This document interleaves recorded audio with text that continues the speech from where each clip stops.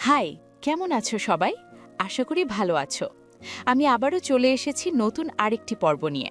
তোমরা যদি প্রতিটা উপন্যাসের সব কয়টি পর্ব সবার আগে শুনতে চাও, তাহলে এক্ষুনি সাবস্ক্রাইব করে ফেলো আমাদের চ্যানেলটি। তাহলে চলো, কথা না বাড়িয়ে শুরু করা যাক।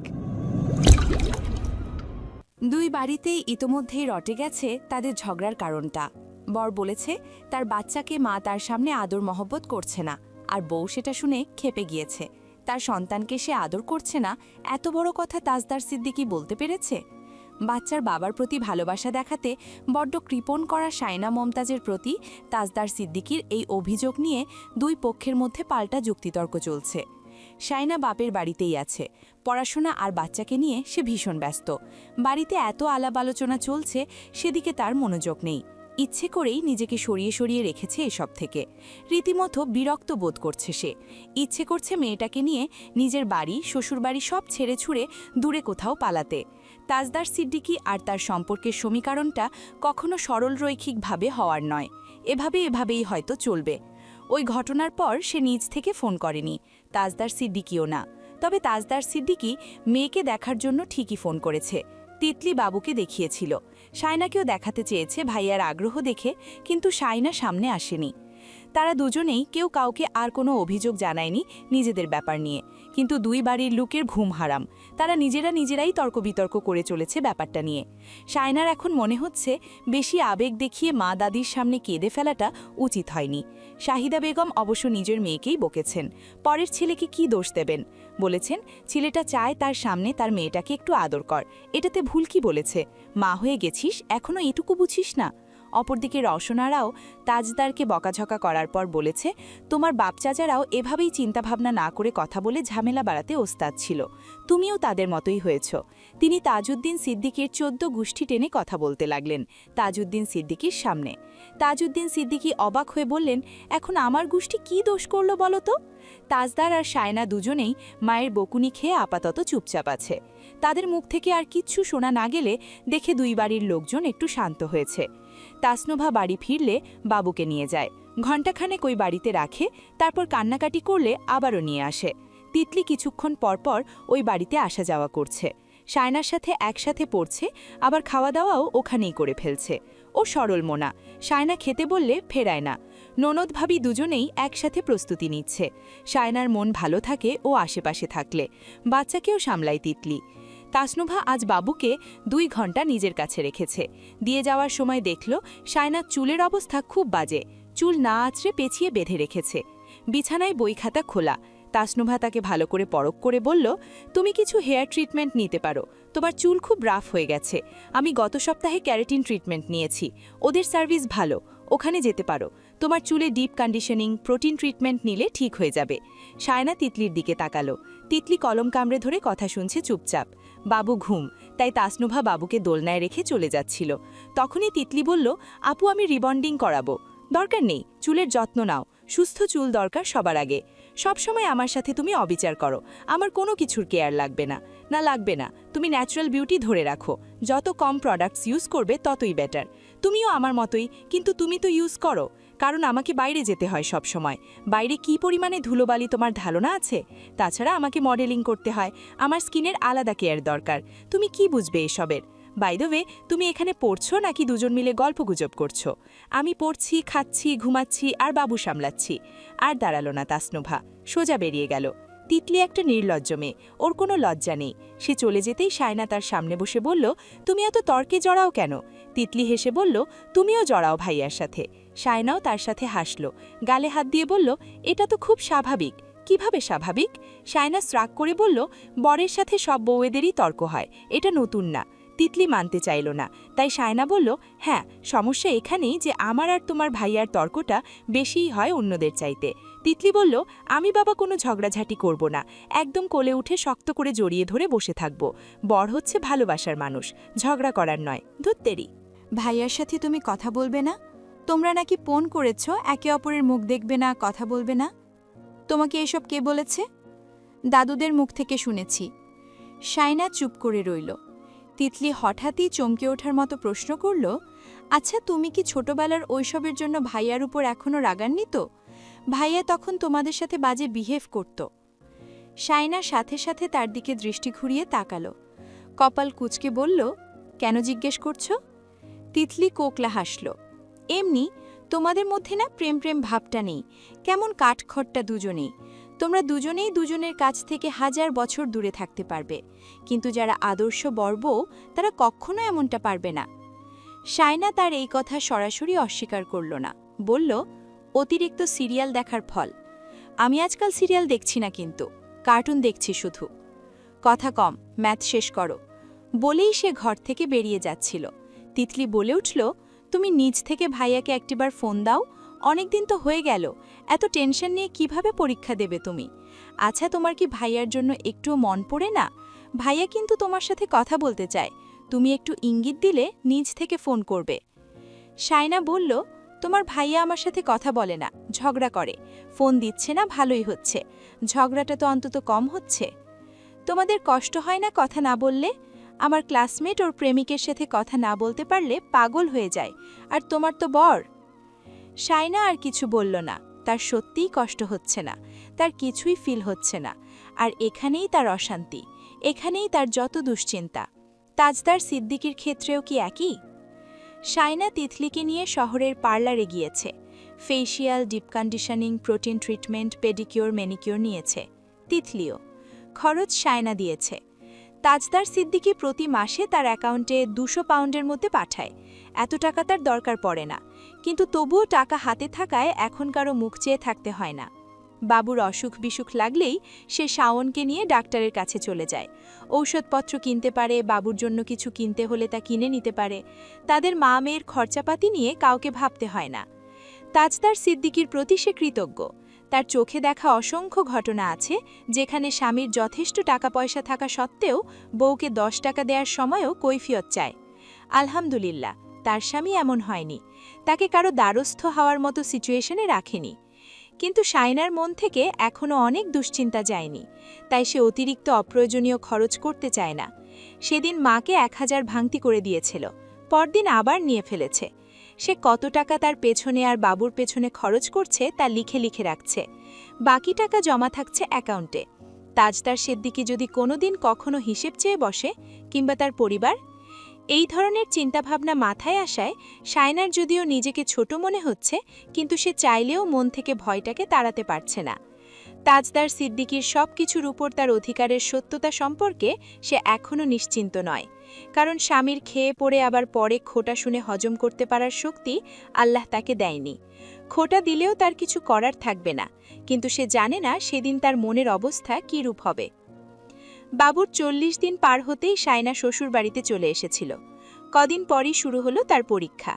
এতদিন পার হয়ে যাওয়ার পরও তাজদার সিদ্দিকীর সঙ্গে সে কথা না বলে থেকেছে, এটা পুরোপুরি সত্য নয়। তারা কথা বলেছে, তবে সেই কথোপকথন সীমাবদ্ধ ছিল বাবু পর্যন্ত। আলোচনার বিষয়ে ঘুরে ফিরে বাবু, বাবু কেমন আছে, বাড়ির সবাই কেমন আছে, এই পর্যন্তই।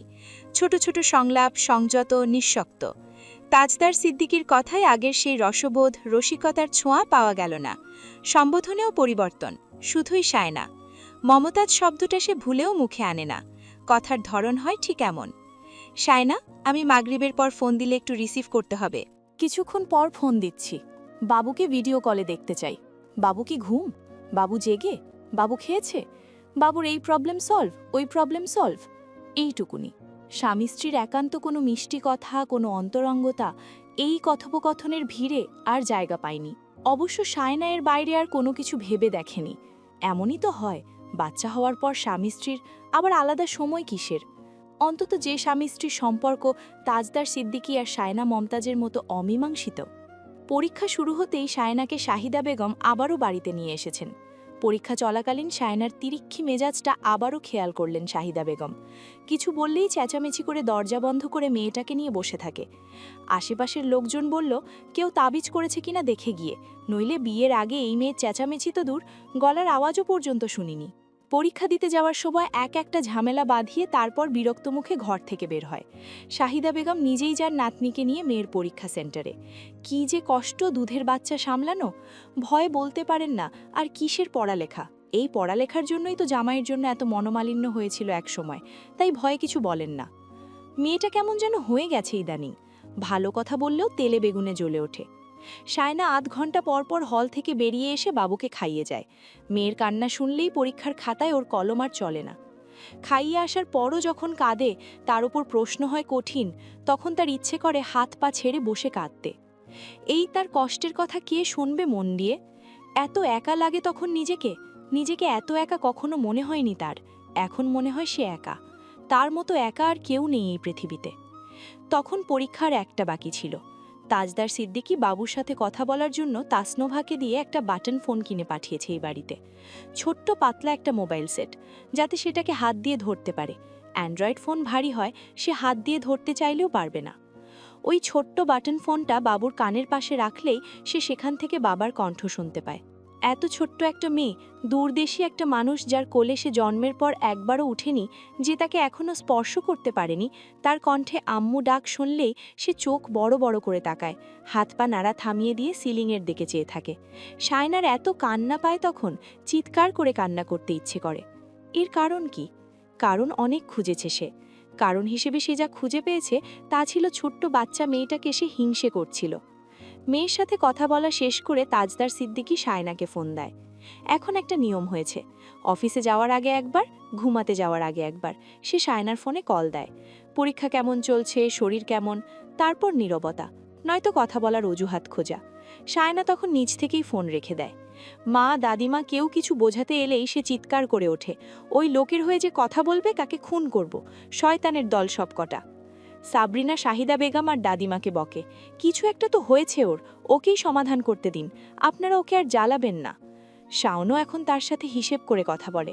মাঝে মধ্যে যখন সায়না একটু হাসি খুশি থাকে বলে, পকুনি তোর পোকা কমেছে? সায়না তখন আবারও জ্বলে ওঠে।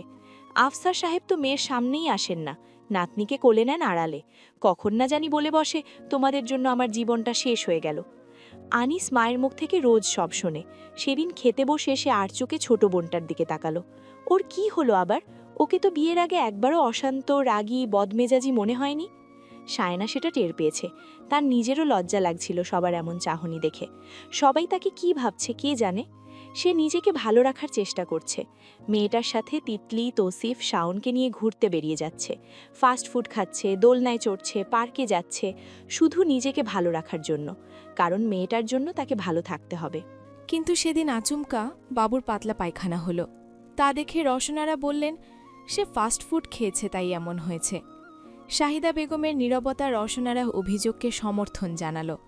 রসনারা শাহিদা বেগম শুনিয়ে শুনিয়ে আরও বলে গেলেন, তাদের চেয়ে বড়লোক বাড়ির মেয়ে বউ করে নিয়ে গেলেও মেয়েটা তাদের ছেলেটাকে শান্তি দিত, সম্মান দিত। তাদের ছেলের কপালের দোষ, তাই যেচে পড়ে পাশের বাড়িতে মরতে গিয়েছে। সায়নার আগে দুঃখে ক্ষোভে ফেটে পড়ে সারা দিন ভর কাঁদল। তাজদার সিদ্দিকীও বাড়ির সবার সাথে ফোনের উপর ফোন করেই যাচ্ছে। রাতে সায়না ফোন রিসিভ করতেই তাজদার বলল, আম্মু কথার কথা বলে ফেলেছে, আমি বলেছি এরকম কথা যেন আর না বলে, কান্না থামাও প্লিজ। সায়না তাকে আর কিচ্ছু বলতে দিল না। চোখের জল মুছে নিঃশ্বাস বন্ধ করে এক নাগাড়ে বলে গেল, আপনি দেশে এসে আমাকে তালাক দিন, না আমি আপনাকে কখনো ঘৃণা করা থামাতে পারবো, না আপনার আর আপনার পরিবারের মনের মতো হতে পারবো।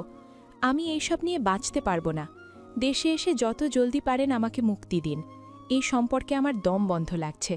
আমি আপনাকে কোনো দিন ভালোবাসতে পারবো না, ঘৃণা থামাতে পারবো না, চেষ্টা করেও লাভ নেই।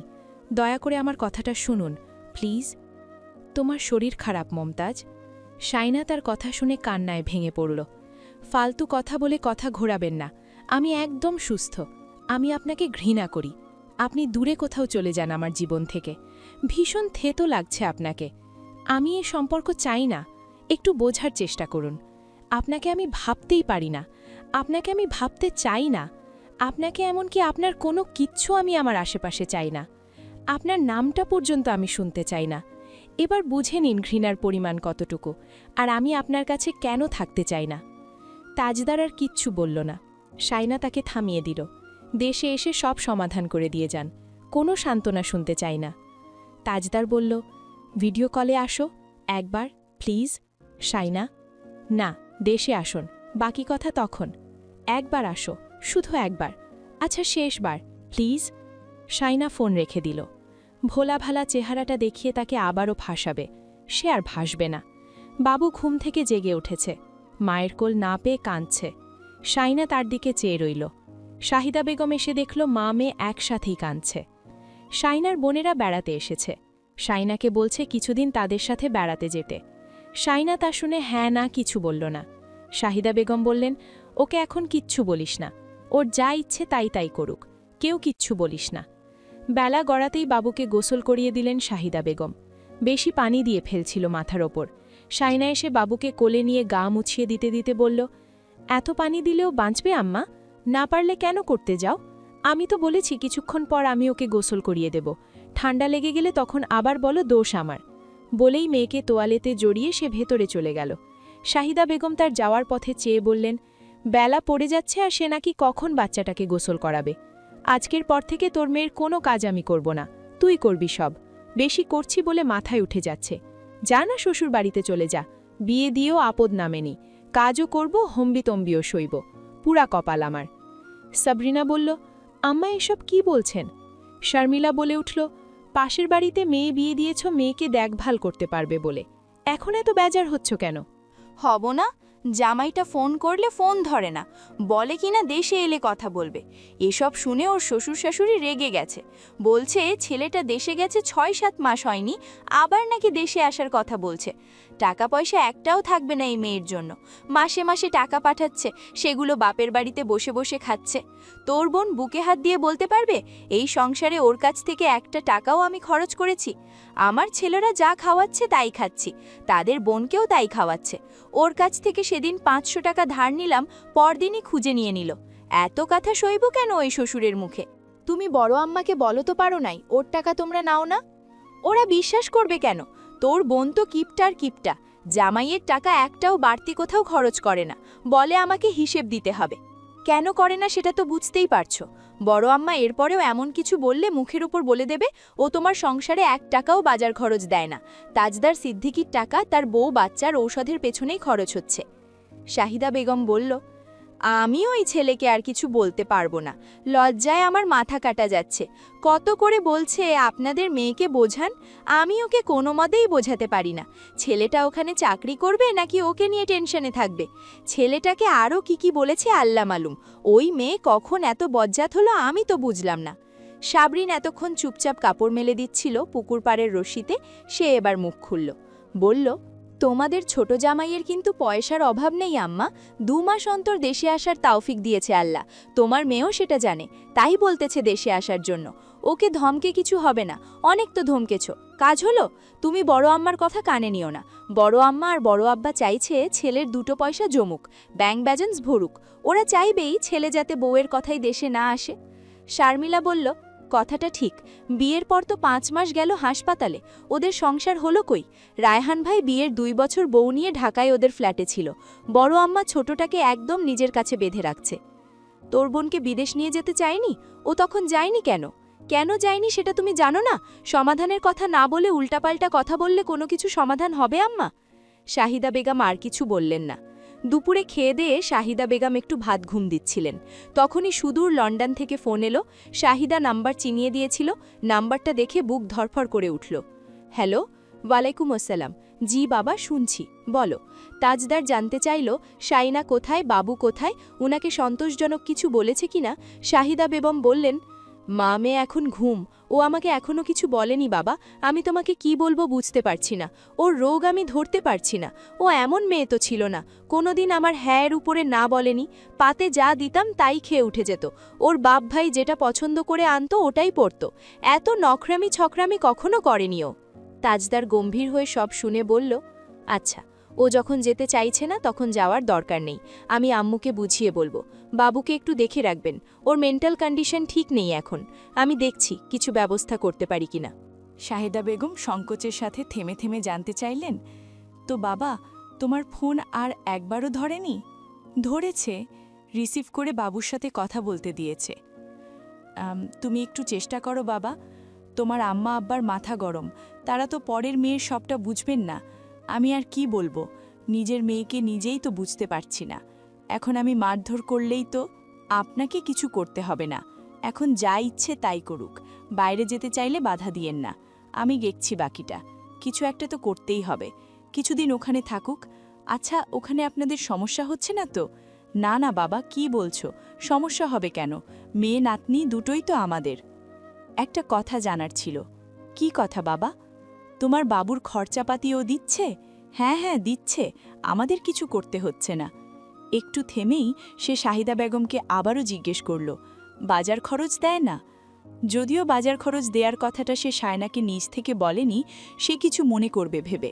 ভাববে তার বাপ ভাইয়ের এত অভাব, তার খাবার খরচ দিতে হবে। তাজদার সিদ্দিকী কি ভাবছে তাদের? কিন্তু এত মাস সে থাকছে, ভালোমন্দ খাবার ফলমূল খেতে হচ্ছে, বাজার খরচ কিছু তো তার দেয়া উচিত। ও যদি না দেয় তাহলে সে এদিক থেকে পাঠিয়ে দেবে, তাই জানতে চাওয়া। শাহিদা বেগম মিথ্যে বললেন, দেয় দেয়, বাজার খরচও দেয়। তাজদার ওনার বলার ধরন দেখে সত্যিটা বুঝে গিয়েছে যদিও, তবুও বলল, আচ্ছা। আর কিছুক্ষণ কথাবার্তা বলে সে ফোনটা রেখে দিল। গত সপ্তাহে সায়না তাকে ব্যাংকের মিনি স্টেটমেন্ট সেন্ড করেছিল। কোথায় কত টাকা গিয়েছে তা হিসেব করে নোট করে দিয়েছিল। এটাও বলেছিল সে তিতলিকে নিয়ে পার্লারে গিয়েছিল, মেঝো আপু তাকে দেখে বারবার করে বিরক্তি প্রকাশ করায়। সেখানে কত টাকা, বাবুর পেছনে কত টাকা গিয়েছে সবকিছুর হিসেব দিয়েছে। অন্যান্য মাসের চাইতে সেই মাসে খরচ কেন বেশি হয়েছে তার হিসেবটাও দিয়েছে। তাজদার খানিকটা অবাক হয়েছিল শুরুতেই। সে এটা জানত যে সায়না তার পাঠানো টাকা দিয়ে বিলাসিতা করবে না, কারণ এতগুলো মাস ধরে সে টাকা পাঠাচ্ছে। সায়না এই টাকা থেকে নিজের জন্য একটা ড্রেস অবধি পছন্দ করে কেনেনি, না একটা চুলের ক্লিপ। তাই তো সে তাসনুভাকে বলেছে নিউ মমের জন্য যত স্কিন কেয়ার প্রোডাক্ট লাগে সব কিনে দিতে। কিন্তু এভাবে পার্লারে যাওয়ার খরচটা হিসেব দিয়ে বসবে, এটাও সে ভাবেনি। রাগও হয়েছিল ভীষণ। পরক্ষণেই তার মনে হলো সে বোধহয় ওইটুকু অধিকার বোধ এবং টাকাগুলো তার ভাবার অবকাশটুকু সায়নাকে দেয়নি, যার কারণে সায়নার মনে হতো টাকাগুলো তার ইনকামের একটা অংশ সে স্ত্রী হিসেবে ডিজার্ভ করে। এটা তার হক, শুধু একটা নিছক দায়িত্ববোধ নয়। তার সায়নাকে ফিল করানো উচিত ছিল এই টাকাগুলো একান্তই তার। সে ইচ্ছে মতো খরচ করলেও তাজদার সিদ্দিকী তাকে কিছু বলবে না, কৈফিয়ত চাইবে না। তার এই কুণ্ঠাবোধ দূর করতে না পেরে তার নিজের কাছেই লজ্জাবোধ করছিল তখন। সায়না প্রায় 1.5 মাস পর জায়নামাজ বিছিয়েছে আজ। দাদিমা বললেন, দেখ বোন, তোর মনের শান্তি একমাত্র আল্লাহ দেবেন। নামাজ কালাম পর, দেখবি মনে শান্তি লাগবে। 1.5 মাস আগে সে ঠিকঠাকভাবে নামাজ পড়তে পারছিল না, সূরা মুখ দিয়ে আসছেইল না। নামাজের মধ্যে বারবার অমনোযোগী হয়ে পড়ছিল। যাবতীয় সব ভুলভাল চিন্তাভাবনা মাথায় কিলবিল করছিল নামাজে দাঁড়ালে। জোর করেও মুখে সূরা আসছিল না, এলেও মনে হচ্ছিল ভুলভাল পড়ছে। আজ 1.5 মাস পরও তার অবস্থার উন্নতি হয়নি দেখে সে নিজেই জায়নামাজে বসে কান্নাকাটি জুড়ে দিল। তার অন্তর এতটা কলুষিত কখনো ছিল না, বরং তার অন্তর কতটা প্রশান্তির, কতটা ঐশ্বর্যতা ছিল সেখানে তা উপরওয়ালা ছাড়া কেউ জানে না। ধন দৌলত প্রাচুর্যের চাইতেও বেশি প্রশান্তি ছিল সেখানে। কারণ নুন খেলে গুণ গাইতে হয় এটা সে ছোট থেকেই জানে, বিশ্বাস করে, পালনও করত। এতটা অকৃতজ্ঞ তো সে কোনোদিন ছিল না।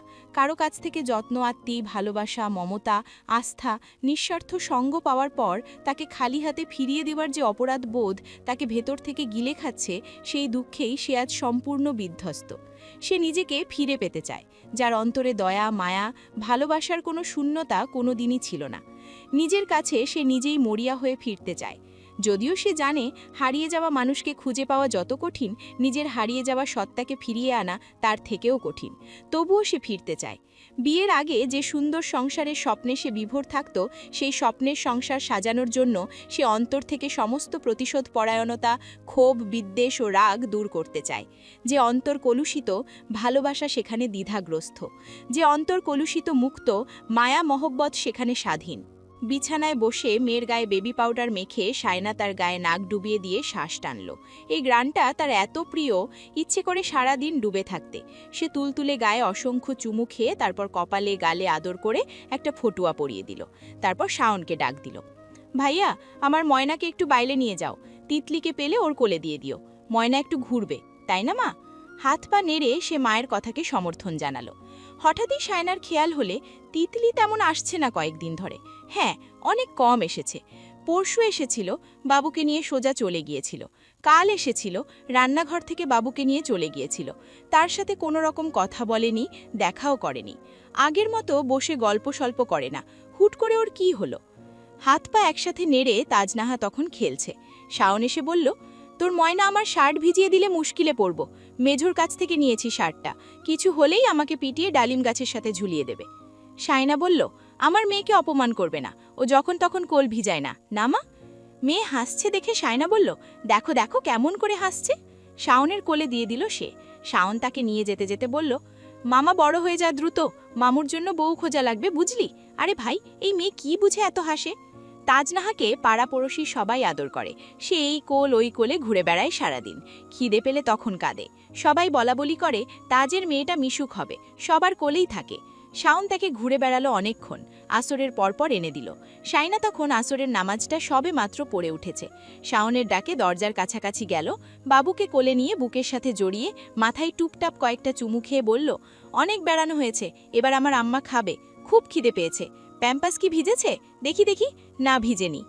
মেয়ের সাথে কথা বলতে বলতে নিজের ঘরের দিকে চলে গেল।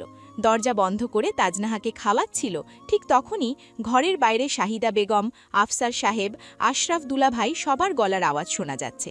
কি বলাবলি করছে তা যদিও শোনা যাচ্ছে না। মেয়ে ঘুমিয়ে পড়ায় শাইনার মাগরিবের নামাজ আদায় করতে সুবিধা হয়েছে। সে মাগরিবের নামাজ আদায় করে মেয়ের মাথায় একটা ফু দিল দোয়া পড়ে। তারপর মনে হলো তার কিছু খাওয়া উচিত, তখন ঘর থেকে বেরোলো। রান্নাঘরে শাহিদা বেগম নেই, শুধু আপা আর ভাবি, দাদি। যেহেতু বাড়িতে আজ সবাই আছে, সেহেতু শারমিলা কিছু পাকোড়া আর 2 ধরনের নাস্তা বানিয়েছিল। সে কয়েকটা পাকোড়া আর কিছু নাস্তা নিয়ে এক মগ চা নিয়ে ঘরে চলে যাচ্ছিল। ঠিক তখনই সাবরিনা ডাকল, শাইনা। তাজনার আব্বু এসেছে। তৌসিফের কণ্ঠস্বর শোনা যাচ্ছে তার ঘরে। দাদিমা মৃদুস্বরে বললেন, ওর চাচা এসেছে ওকে নিয়ে যাওয়ার জন্য, একটা সুন্দর দেখে ফ্রক পরা দে, বাপের সাথে প্রথম মোলাকাত। শাইনার কানে তখনও বাজছে সাবরিনার বলা কথাটা, তাজনার আব্বু এসেছে। তাজনাকে একটা হলুদ রঙের ফ্রক পরিয়ে দিল শাইনা। কাঁচা ঘুম ভেঙে যাওয়ায় সে ঠোঁট টেনে টেনে কাঁদছে। তৌসিফ বলল, এই রে বুড়ি, কান্না শুরু করে দিয়েছে কেন? শাওন বলল, বাপের সামনে ঢং দেখানোর জন্য। মেয়ে কাঁদবে, বাপ সেটা দেখে বলবে আমার মেয়েকে কাঁদালি কোন শালা। শারমিলা, সাবরিন, তৌসিফ উপস্থিত সবাই একসাথে হেসে ফেলল। শারমিলা বলল, বাপের কোল পেলে শান্ত হয়ে যাবে। তৌসিফ বলল, আরও বেশি কাঁদলে তখন তো সমস্যা। শাইনা তার কপালে একটা চুম্মু দিয়ে তৌসিফের কোলও দিয়ে ফেলল। তৌসিফ বেরিয়ে গেল তাকে নিয়ে। Side side side, big mother যাচ্ছেন। আফসার সাহেব বললেন, নানুমণি আব্বার সাথে দেখা করতে যাচ্ছে, কাঁদছে কেন? তৌসিফ বলল, আপনার নানুমণি এত মানুষের হইচই দেখে ভয় পেয়ে গেছে, তার কান্না থামছে না কিছুতেই। তাই শাহিদা বেগম তৌসিফের কোল থেকে নাতনিকে নিয়ে ফেলে বললেন, দাঁড়াও বাবা, ওর বোধহয় খিদে পেয়েছে, এভাবে নিয়ে যেও না। তিনি নাতনিকে নিয়ে চলে এলেন। শাইনাকে চুপিসারে বললেন, ওকে একটু খাইয়ে দে, ঘুম থেকে ওঠার পর কিছু খাওয়াতে হয়। শাইনা চেয়েছিল খাওয়াতে, কিন্তু ঘর ভর্তি মানুষ দেখে আর পারেনি। তাজনা খেয়ে দিয়ে শান্ত হয়ে আবারও চাচার কোলে চলে গেল। তৌসিফ তাকে নিয়ে বেরিয়ে গেল। আচমকা বাড়িতে হাজির হওয়ায় ছেলেকে দেখে রওশনারা, তাজউদ্দিন সিদ্দিকী সবাই বেশ খুশি হয়েছেন, তবে অসন্তুষ্ট এক জায়গায়, এভাবে কাউকে না জানিয়ে চলে আসার সিদ্ধান্ত নেওয়াটা। বউয়ের কথায় এভাবে হুটহাট সিদ্ধান্ত নিতে থাকলে তো বেশ সমস্যা। তাজদার বুঝিয়ে বলল ব্যাপারটা জটিল, না এসে সে সমাধান করতে পারছিল না, তাই চলে আসতে হয়েছে। শাইনাকে নিয়ে আরও অনেক কথাবার্তা চলল সেখানে। রওশনারা ছেলের বউ নিয়ে মোটামুটি সব ধরনের অভিযোগ তুলে ধরলেন ছেলের সামনে। তাজউদ্দিন সিদ্দিকী বললেন, তুমি পছন্দ করে বিয়ে করেছ, এখন ওকে কিছু বলার দরকার হলে তুমি বলবে, আমরা সেখানে কি বলবো? তোমার হয়ে কথা বলতে গেলেও তোমার শ্বশুরদারির শত্রু হয়ে যাব। তোমার মা কি না কি বলেছে তা নিয়ে তোমার বউ কান্নাকাটি জুড়ে দিয়েছে। তোমার ভালোর কথা বললেও সমস্যা বেড়ে যাচ্ছে, তাই আমি তোমার আম্মুকে বলেছি কোনো ব্যাপারে কথা না বলতে। যাওয়ার আগে তোমার আম্মুর সাথে ওর কথা বলিয়ে দিও, ওর শাশুড়ি বৌমা নাকি কথাবার্তা বলে না অনেকদিন। তাজদার চুপচাপ শুনল পুরোটা। তাসনুভা চা এনেছে। তাজদার চায়ের কাপে চুমুক দিতে দিতে জানতে চাইল, আম্মু কখনো ওর সাথে কথা বলা বন্ধ করেছে? আমার চেয়ে আম্মু তো ওকে বেশি চেনে জানে। শাশুড়ি হওয়ার পর সম্পর্ক কি বদলে যায়? তার আশ্চর্য লাগছে। শত্রু তো সে ছিল, সে ওদেরকে পছন্দ করত না, আম্মু করত। আম্মু বরং শাইনাকে প্রোটেক্ট করত। তাহলে ছেলের বউ হওয়ার অপছন্দের তালিকায় কেন গেল? এত মনোমালিন্য কেন বাড়তে লাগল? রওশনারা তাকে খুলে বলল যা যা হয়েছে। তিনি নিজে যা বলেছেন তাও আড়াল করলেন না, কারণ তাজদার পরে শাশুড়ির মুখে জানার পর মাকে ভুল বুঝবে। তাজদার সবটা শোনার পর হাত দিয়ে মুখ মুছল, বলল, নুভা তখন কোথায় ছিলে? তাসনুভা ছটফটিয়ে উঠে বলল, আমি তখন ছিলাম না, যদি থাকতাম তাহলে আম্মুকে আটকাতাম। আমি জানি এই সময়টা খুব সেন্সিটিভ, আম্মুর ওই কথাটা বলা উচিত হয়নি। আম্মুও ভাবতে পারিনি শাইনা অতটা রিয়্যাক্ট করবে। মনে মনে যদিও সে ভয় পাচ্ছে শাইনা তার ব্যাপারে ভাইয়াকে কিছু বলেছে কিনা, পরে সে নিশ্চিন্ত হলো এটা ভেবে প্রেগন্যান্সির শুরু থেকে এখন পর্যন্ত সে শাইনাকে এমন কিছু বলেনি যার জন্য শাইনা রিয়্যাক্ট করতে পারে। বরঞ্চ শাইনার আচার-আচরণ বিরক্ত লাগলে সে নিজেকে সংযত রেখেছে। এমনকি এই কয়েক সপ্তাহের সে না শাইনার সামনে নিয়েছে, না কোনো কথা বলেছে। তার মনে হয়েছে শাইনা এখন এমন একটা স্টেজে আছে, তাকে এখন ভালো কিছু পরামর্শ দিলেই তার বিরক্ত লাগতে পারে। ভাইয়া যেহেতু দেশে নেই, কিছু দেখতে পাচ্ছে না, সেহেতু কিছু ভুলভাল শুনেই অহেতুক টেনশন করবে এইসব নিয়ে। ভাইয়াকে পীড়া দিয়ে লাভ নেই। তাজদার মাথা হেট করে বসে রইল। পুরো ব্যাপারটা ঘেটে গেছে। প্রথমত ঝামেলার উৎপত্তি তার দিক থেকে শুরু হয়েছে, নইলে আম্মু কিছু বলবে এমন সিচুয়েশন তৈরি হতো না। প্রশ্রয়টা তার দিক থেকে পেয়েছে। রওশনারা চুপ করে রইলেন। ছেলের সামনে এমন লজ্জাজনক পরিস্থিতিতে পড়তে হবে এটা তিনি কখনো ভাবেননি। আজকের পর থেকে ওর বউকে নিয়ে কোনো কথা বলবেন না তিনি। রায়হান তাজদারকে এত দুশ্চিন্তাগ্রস্ত দেখে বলল, তুই এত চাপ নিস না, শাইনাকে বুঝিয়ে বললে ও বুঝতে পারবে। আম্মু, তুমিও এমন বেফাস কথাবার্তা বলবে না। তোমাদের ছেলে পছন্দ করে বিয়ে করেছে, বড়লোক ছোটলোক যাই হোক, ও পছন্দ করে বিয়ে করেছে। একটা মেয়েও হয়ে গেছে, এখন এইসব বলে কি হবে? নাতনির মুখের দিকে তাকিয়ে অন্তত কথা বলবে। তোমরা পরিস্থিতি জটিল করে ফেলেছ, এখন ওকে এসে সমাধান করতে হচ্ছে। রওশনারা ছেলের মাথায় হাত রাখলেন। ছেলেকে যতটা সম্ভব সান্ত্বনা দিলেন। তাজউদ্দিন সিদ্দিকী বললেন, বাদ দাও, সংসারে এমন অনেক কিছু হবে, তোমার মায়েরও কি কিছু বলার অধিকার আছে। অধিকার থাকলেই সব বলা যায় না। অবশ্য এটা বলতে গিয়ে সে নিজেই আটকে গেল। শাইনার মুখে এই সম্পর্ক ভাঙার কথা ওঠার আগ অবধি তার মনে হয়নি, তার মাথায় আসেনি একটা কথা থেকে অনেক ভয়াবহ ঝামেলার সৃষ্টি হতে পারে। কথার উপরই একটা সম্পর্ক বেঁচে থাকে। এই দুর্বল নড়বড়ে সম্পর্কের সুতোটা শক্ত হওয়ার আগেই ছিঁড়ে যাচ্ছে শুধু কথার জন্য। এখন সবটা কিভাবে ঠিক করবে সে? মাথার রগ দপদপ করছে। তাজদার মা বাবা ভাই বোনের সাথে কথা বলায় তখনও ব্যস্ত ছিল।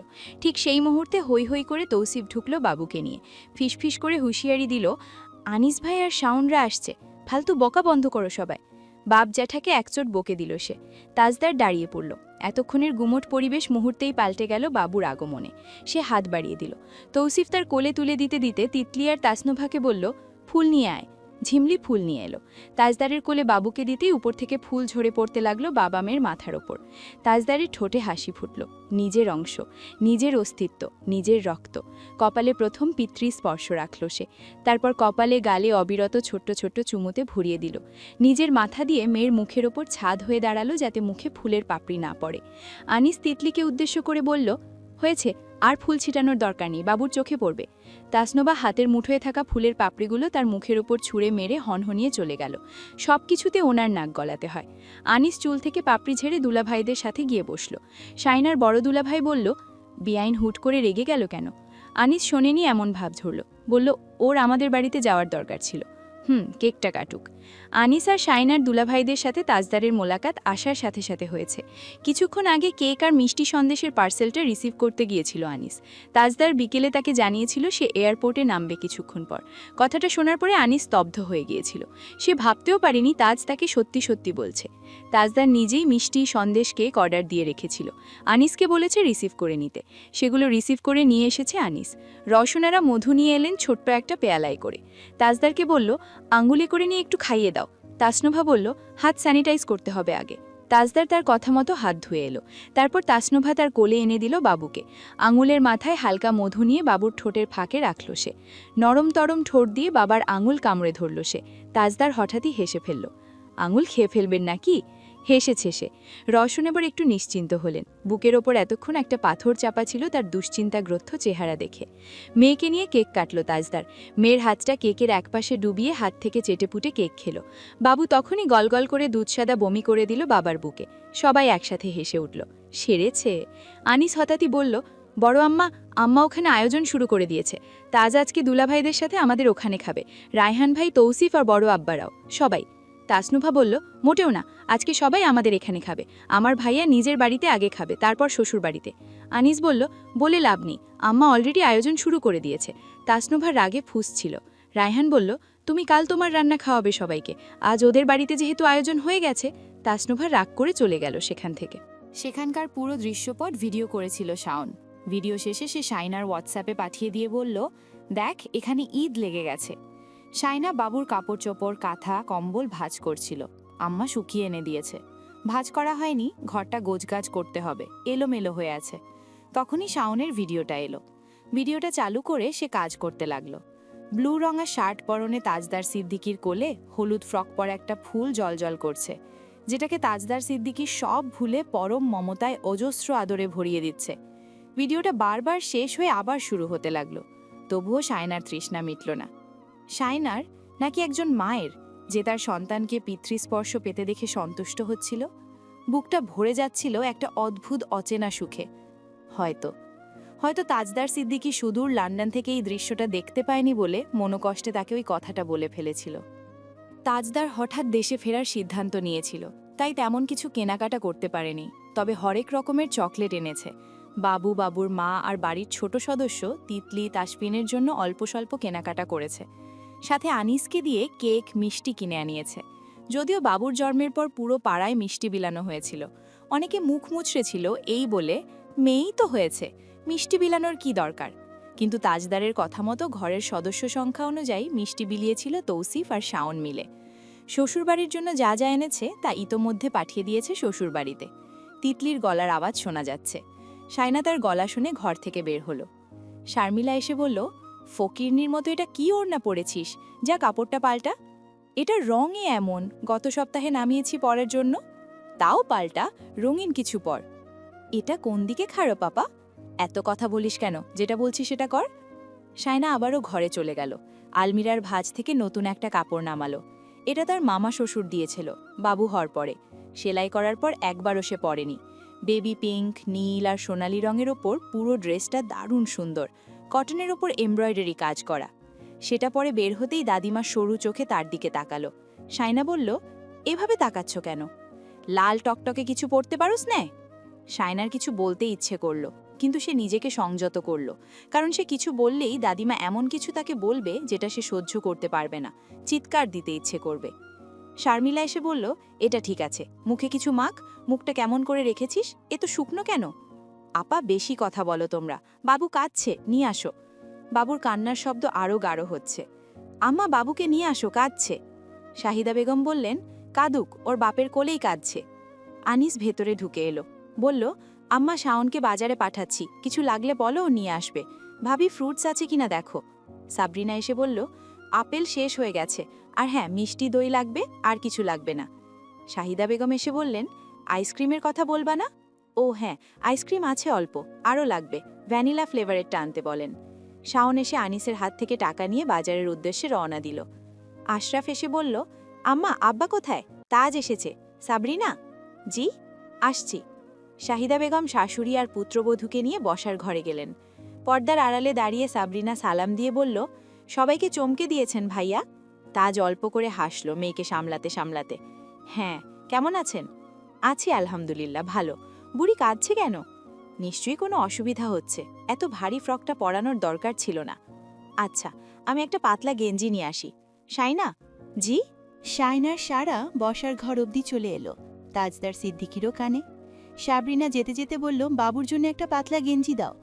সেই ফাঁকে শাহিদা বেগমের সাথে আফসার সাহেবের সাথে দাদিমার সাথে তাজদারের অনেক কথোপকথন চলল। সবাই খুব আস্তে ধীরে কথা বলছিল যাতে শায়নার কান অবধি না যায়। শেষের দিকে দাদিমা বললেন, আচ্ছা মিয়া যখন এসে পড়েছে তখন তার বিবিকে সে সামলে নেবে, তোমরাও তো টেনশন করো না আর। কি বলো নাজ্জামাই? তাজদার মুচকি হাসল। দাদিমা জানতে চাইলেন, মেয়ে কার মতো হয়েছে? আমার মতোই, স্বভাব নিশ্চয়ই মায়ের মতো হবে। শান্ত, রাগ ওঠার অবধি সবাই শান্ত। দাদিমা হেসে বললেন, মা মেয়ে দুটোই মাথা খাবে এবার। দলকার ভারী হয়েছে বোঝা যাচ্ছে না এখনো। দাদিমা হাসলেন। শাহিদা বেগম নাশতার আয়োজন করে ফেলেছেন, তাজদার মানা করে দিল, সে আর কিচ্ছু খাবে না, শুধু এক মগ কফি হলেই যথেষ্ট, মাথা ধরে আছে। আনিস বলল, তুই শায়নার সাথে দেখা করে আয়, কফি পাঠাচ্ছি আমি। তাজদার তার সাথে কথা বলতে বলতে মেয়েকে নিয়ে ভেতরে চলে গেল। শায়না দরজার কাছে দাঁড়িয়েছিল।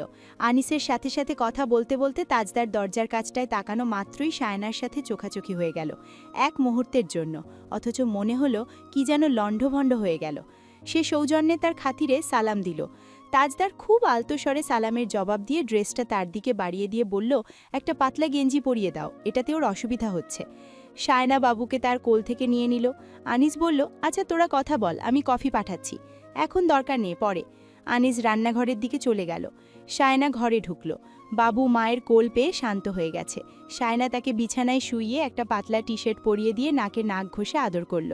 তাজদার সেটা দেখে ওয়াশরুমে ঢুকেছে মুখ ধুতে। তিতলি ঘরে উঁকি দিল। হাই! শায়না চমকে তাকালো তার দিকে। তিতলি বড় বড় কয়েকটা বক্স এনে ঘরের মেঝেতে রাখল। তারপর তাজদারের শার্ট প্যান্ট শায়নার কাছে ঝুলিয়ে দিয়ে হেসে বলল, আমার ভাইয়ার সাথে কথা না বললে আমিও বলি না। ভাইয়া গোসল করবে, এগুলো দিয়ে আসো, বাই। বলেই নেচেকুদে লাফিয়ে লাফিয়ে চলে গেল। শায়না যেভাবে বসেছিল সেভাবে বসে রইল। তাজনা হাত দুটো নেড়ে নেড়ে আবারও কাঁদছে। তাজদারের গলা ভেসে এলো, শায়না, তিতলি কাপড় এনে দিয়েছে?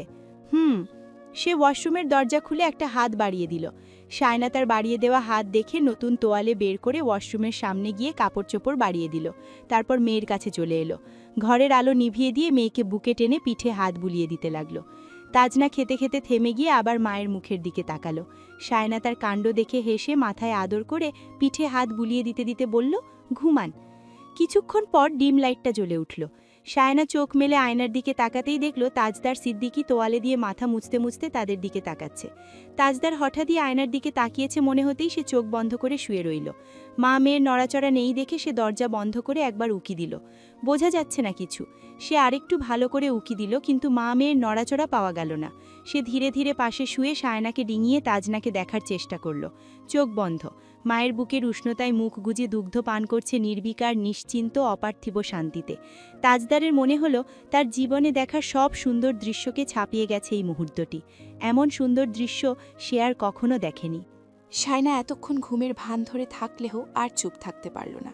ওড়না টেনে সে নিজেকে আর মেয়ের মাথাটাকে ঢেকে দিয়ে চোখ বন্ধ করে শুয়ে রইল। লজ্জা শরমের মাথা খেয়ে কি দেখছে? আজব তো। তাজদার হাত বাড়িয়ে ওড়নাটা সরিয়ে দিল।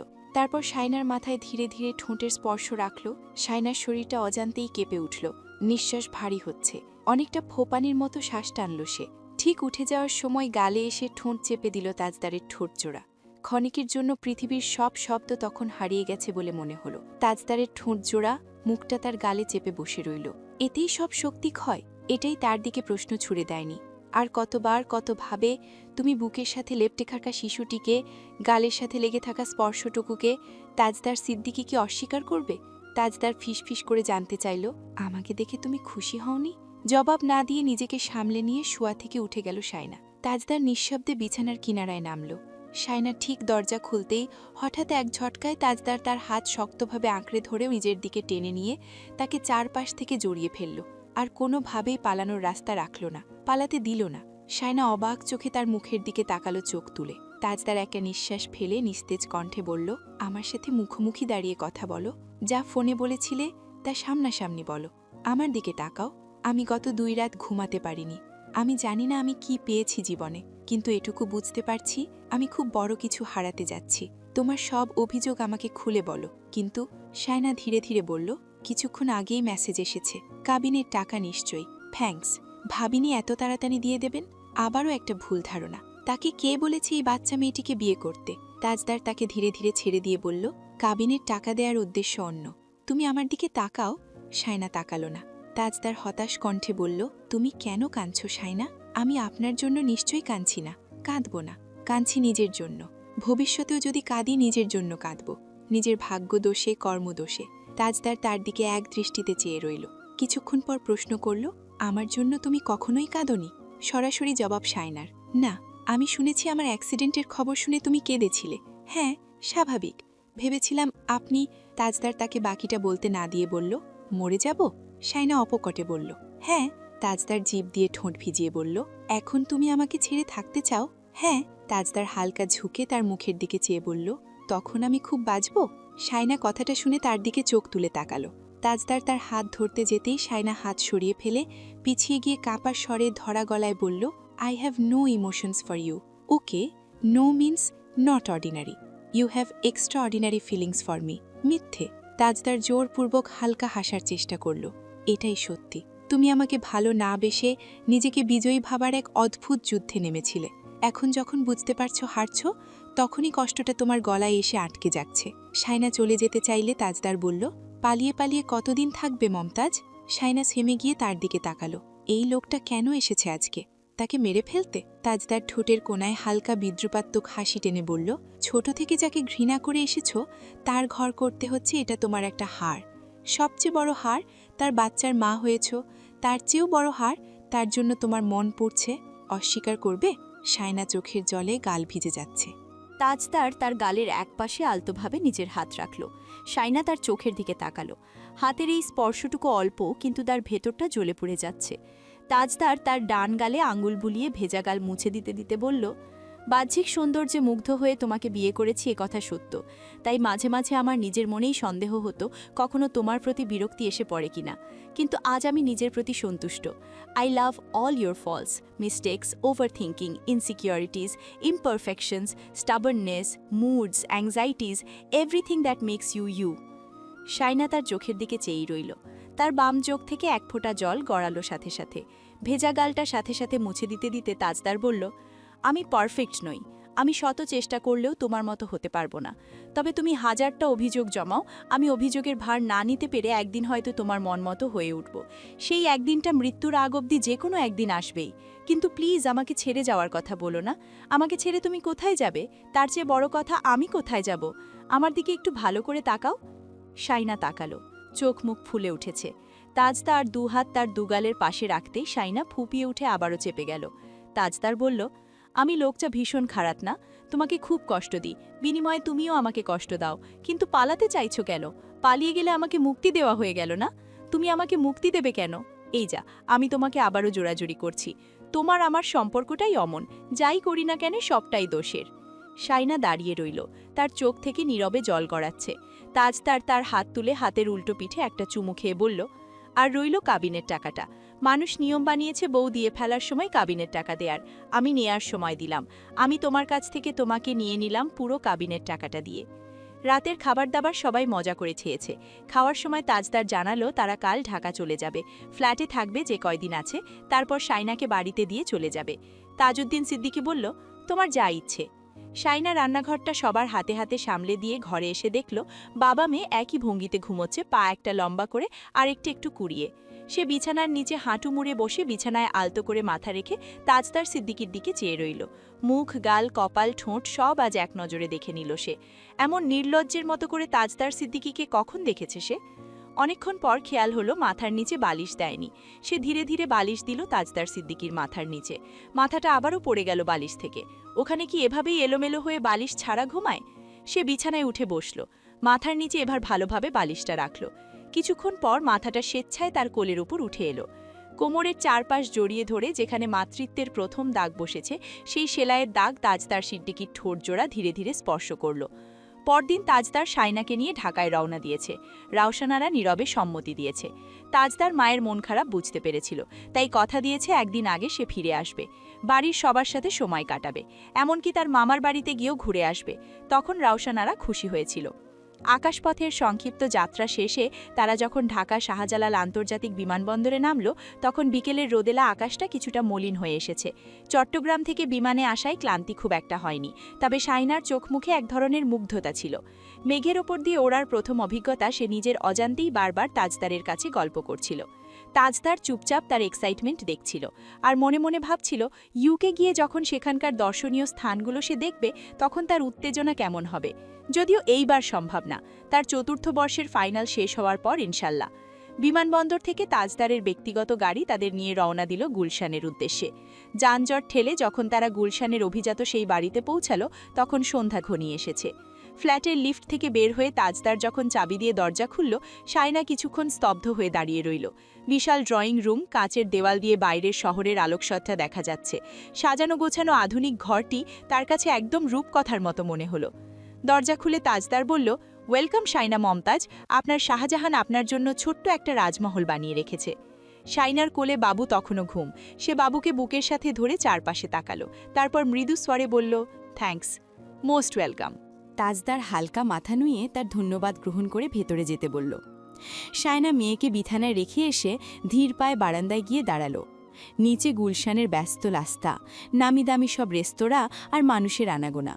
চট্টগ্রামের সেই শান্ত স্নিগ্ধতা এখানে নেই যদিও। তাজদার পাশ থেকে বলল, ফ্রেশ হয়ে নাও, আমি ডিনারের অর্ডার দিচ্ছি, আজ বাইরে যাচ্ছি না। সায়না তার দিকে ফিরল, তারপর মাথা দুলিয়ে সাই জানালো তার এখানে ভালো লাগছে। বড় আম্মুকে তার ছেলে কথা দিয়ে এসছে একদিন আগে ফিরে গিয়ে পরিবারের সাথে সময় কাটাবে। সেই দায়িত্ববোধই সায়নাকে সবচেয়ে বেশি স্বস্তি দিচ্ছে। নইলে এখানে এসেও তার টেনশনে থাকতে হতো, ওরা তাকে কি ভাবছে এই ভেবে। তার অতিরিক্ত দুশ্চিন্তা করার এই রোগটা কবে দূর হবে সে জানে না। এই সব ভাবতে সে হঠাৎই খেয়াল করল তাজদার সিদ্দিকী আজও ব্লু রঙের শার্ট পরেছে। এটা আগেরটা না, অন্য ডিজাইনের। ফর্সা গায়ে ডার্ক ব্লু শার্টে এত মানিয়েছে। আর কতগুলো ব্লু রঙের শার্ট আছে জিজ্ঞেস করতে গিয়েও সে করল না। সে কেমন বউ, বরের কতগুলো শার্ট আছে জানে না। সায়নার মুগ্ধতা কাটতে না কাটতেই ডোরবেলের শব্দ শোনা গেল। তাজদার তখন ফোনে খাবারের অর্ডার দিচ্ছিল। সায়না অবাক হয়ে দরজার দিকে তাকালো। তাজদার ইশারায় সায়নাকে ভেতরে যেতে বলে নিজেই দরজা খুলল। দরজার ওপাশে মাঝবয়সী এক ভদ্রমহিলা, তার পেছনে দুজন তরুণী দাঁড়িয়ে। সবার হাতেই কোনো না কোনো গিফট বক্স বা খাবারের প্যাকেট। কেমন আছো বাবা? নুভা, তিতরি কেউ আসেনি? না আন্টি, আপনাদের নাতনি আর তার মা এসছে। আসুন, কেমন আছেন? আছি আলহামদুলিল্লাহ। এই তোমাদের কি খবর? মেয়ে দুটো লজ্জা পেয়ে গেল।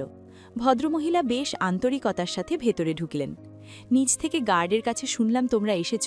তোমার আম্মা যদিও ফোন করে বলেছিলেন তোমরা আসতে পারো, কিন্তু আমি তেমন বিশ্বাস করিনি। তো হুট করে দেশে ফিরলে যে? তাদের কথাবার্তার মাঝে সায়না পর্দার আড়াল থেকে ধীর পায়ে সামনে আসতেই সবার দৃষ্টি তার দিকে নিবদ্ধ হল। তাজদার পরিচয় করিয়ে দিল, সায়না মমতাজ। আর সায়না, ইনি আমাদের ওপরের তলার ফ্ল্যাটের রেশমা আন্টি, আর এরা এনার দুই মেয়ে প্রীতু আর তুলি। রেশমা বেগম মুগ্ধ চোখে সায়নার দিকে তাকালেন। সায়না ওনার সাথে অল্পতেই গল্প জমিয়ে দিল। রেশমা আন্টি নিজের হাতে বানানো অনেক বড় একটা পুডিং আর কিছু ফলমূল আর বাবুর জন্য ড্রেস নিয়ে এসছেন। পাশের ফ্ল্যাট থেকে মিস্টার তপন আর তার স্ত্রীও চলে এলেন। তারা সবাই এই অ্যাপার্টমেন্টের পুরনো বাসিন্দা। তাজদার ব্যাচেলার থাকাকালীন সেভাবে কারোর সাথে মেশার সুযোগ পায়নি, কিন্তু সায়নার আগমনে সবাই একটু বাড়তি আগ্রহ নিয়ে দেখা করতে এসছে। ড্রয়িং রুমের সোফায় বসে ছোটখাটো একটা আড্ডা জমে উঠল। সায়না কিছুটা লাজুক হলেও সবার আন্তরিকতায় দ্রুতই সহজ হয়ে গেল। এরই মধ্যে তাজনাকে নিয়ে আসতেই প্রীতু আর তুলি হুমড়ি খেয়ে পড়ল। আল্লাহ, এত কিউট বাবু, একদম তাজ ভাইয়ার মতো নাক পেয়েছে তো। তাজদার দেখল সায়নার দ্বিধা আর জড়তা ছিল প্রতিবেশীদের এই স্বতঃস্ফূর্ত আনাগোনায় তা মুহূর্তেই কেটে গেছে। সে মনে মনে হাঁপ ছেড়ে বাঁচল। ঢাকার এই ব্যস্ত জীবনেও যে মানুষ এতটা আপন হতে পারে সেটা সায়নার জন্য একটা নতুন অভিজ্ঞতা। সবার হাসি হাসি আর খোশগল্পে ফ্ল্যাটটি প্রাণচঞ্চল হয়ে উঠল। তাজনারও আনন্দের শেষ নেই, যদিও তার সবার সাথে সহজে মেশার স্বভাব আছে। কার স্বভাব পেয়েছে এটা নিয়ে সে আর সায়না দুজনেই সন্দিহান। সায়নার ছোটবেলায় এই স্বভাবটা ছিল, সবার সাথে মিশত, সবার ঘরে যেত, মান অপমান বুঝত না অতটা। বড় বড় হতে সে অনেকটা সংকুচিত হয়ে গিয়েছে। আর তাজদার ছোটবেলা থেকেই একগুয়ে ছিল, সহজেই কারো সাথে মিশত না। হাতে গোনা কয়েকটা কাজিন আর বন্ধু ছিল তার। বন্ধুত্ব করত মানুষ বেছে বেছে। এখন যদিও নেটওয়ার্কিং আর সোশ্যাল কমিউনিকেশনের কারণে তার অনেক পরিচিত বেড়েছে, কিন্তু আগে এতটাও ছিল না। তাই তাজনা বাবার স্বভাব পেয়েছে বললে ভুল হবে। রেশমা আন্টি তাদের ডিনারের দাওয়াত করল, তাজদার তা বিনয়ের সাথে ফিরিয়ে দিল। রেশমা আন্টিও জোড়াজোড়ি করল না, উনি ডিনারের প্রস্তুতি নিয়ে আসেননি। সৌজন্যে তার খাতিরে বলা দরকার তাই বলেছে, কিন্তু আগামীকাল আদের লাঞ্চ ওখানেই করতে হবে এমন ওয়াদা করে ফিরে গেলেন। ও হ্যাঁ, এরই মধ্যে আরও কয়েকটা দম্পতি দেখতে এসছে খাবার দাবার আর বাবু আর বউয়ের জন্য উপহার সামগ্রী নিয়ে। সায়না এটুকুতেই বুঝল বাড়িওয়ালা হিসেবে বড় আব্বু হয়তো আন্তরিক মানুষ, তাই সবাই তাদের সাথে এত আন্তরিকতা দেখাচ্ছেন। কিছুক্ষণ পর রান্নাঘরের কাউন্টারে রাখা বড় বড় কয়েকটা ব্যাগ খুলতেই তাজদার আর সায়না একে অপরের দিকে তাকিয়ে হেসে উঠল। শাহিদা বেগম যে ভেতরে ভেতরে এত আয়োজন করে রেখেছেন সেটা তারা ঘুণাক্ষরেও টের পায়নি। ব্যাগের ভেতর থেকে বেরিয়ে এলো কয়েক কেজি আটা, ময়দা, 2 লিটারের তেলের বোতল, এমনকি কয়েকটা গায়ে মাখা সাবান আর শ্যাম্পুর প্যাকেটও।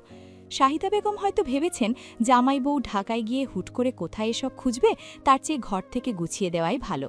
তাজদার একটা সাবানের প্যাকেট হাতে নিয়ে বলল, সিরিয়াসলি, গুলশানে দোকানপাট নেই নাকি আমরা কোনো গহীন জঙ্গলে সংসার পাততে যাচ্ছি?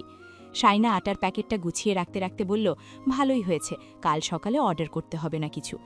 হাসাহাসি আর কথাবার্তার মাঝেই ডেলিভারি বয় খাবার নিয়ে এলো।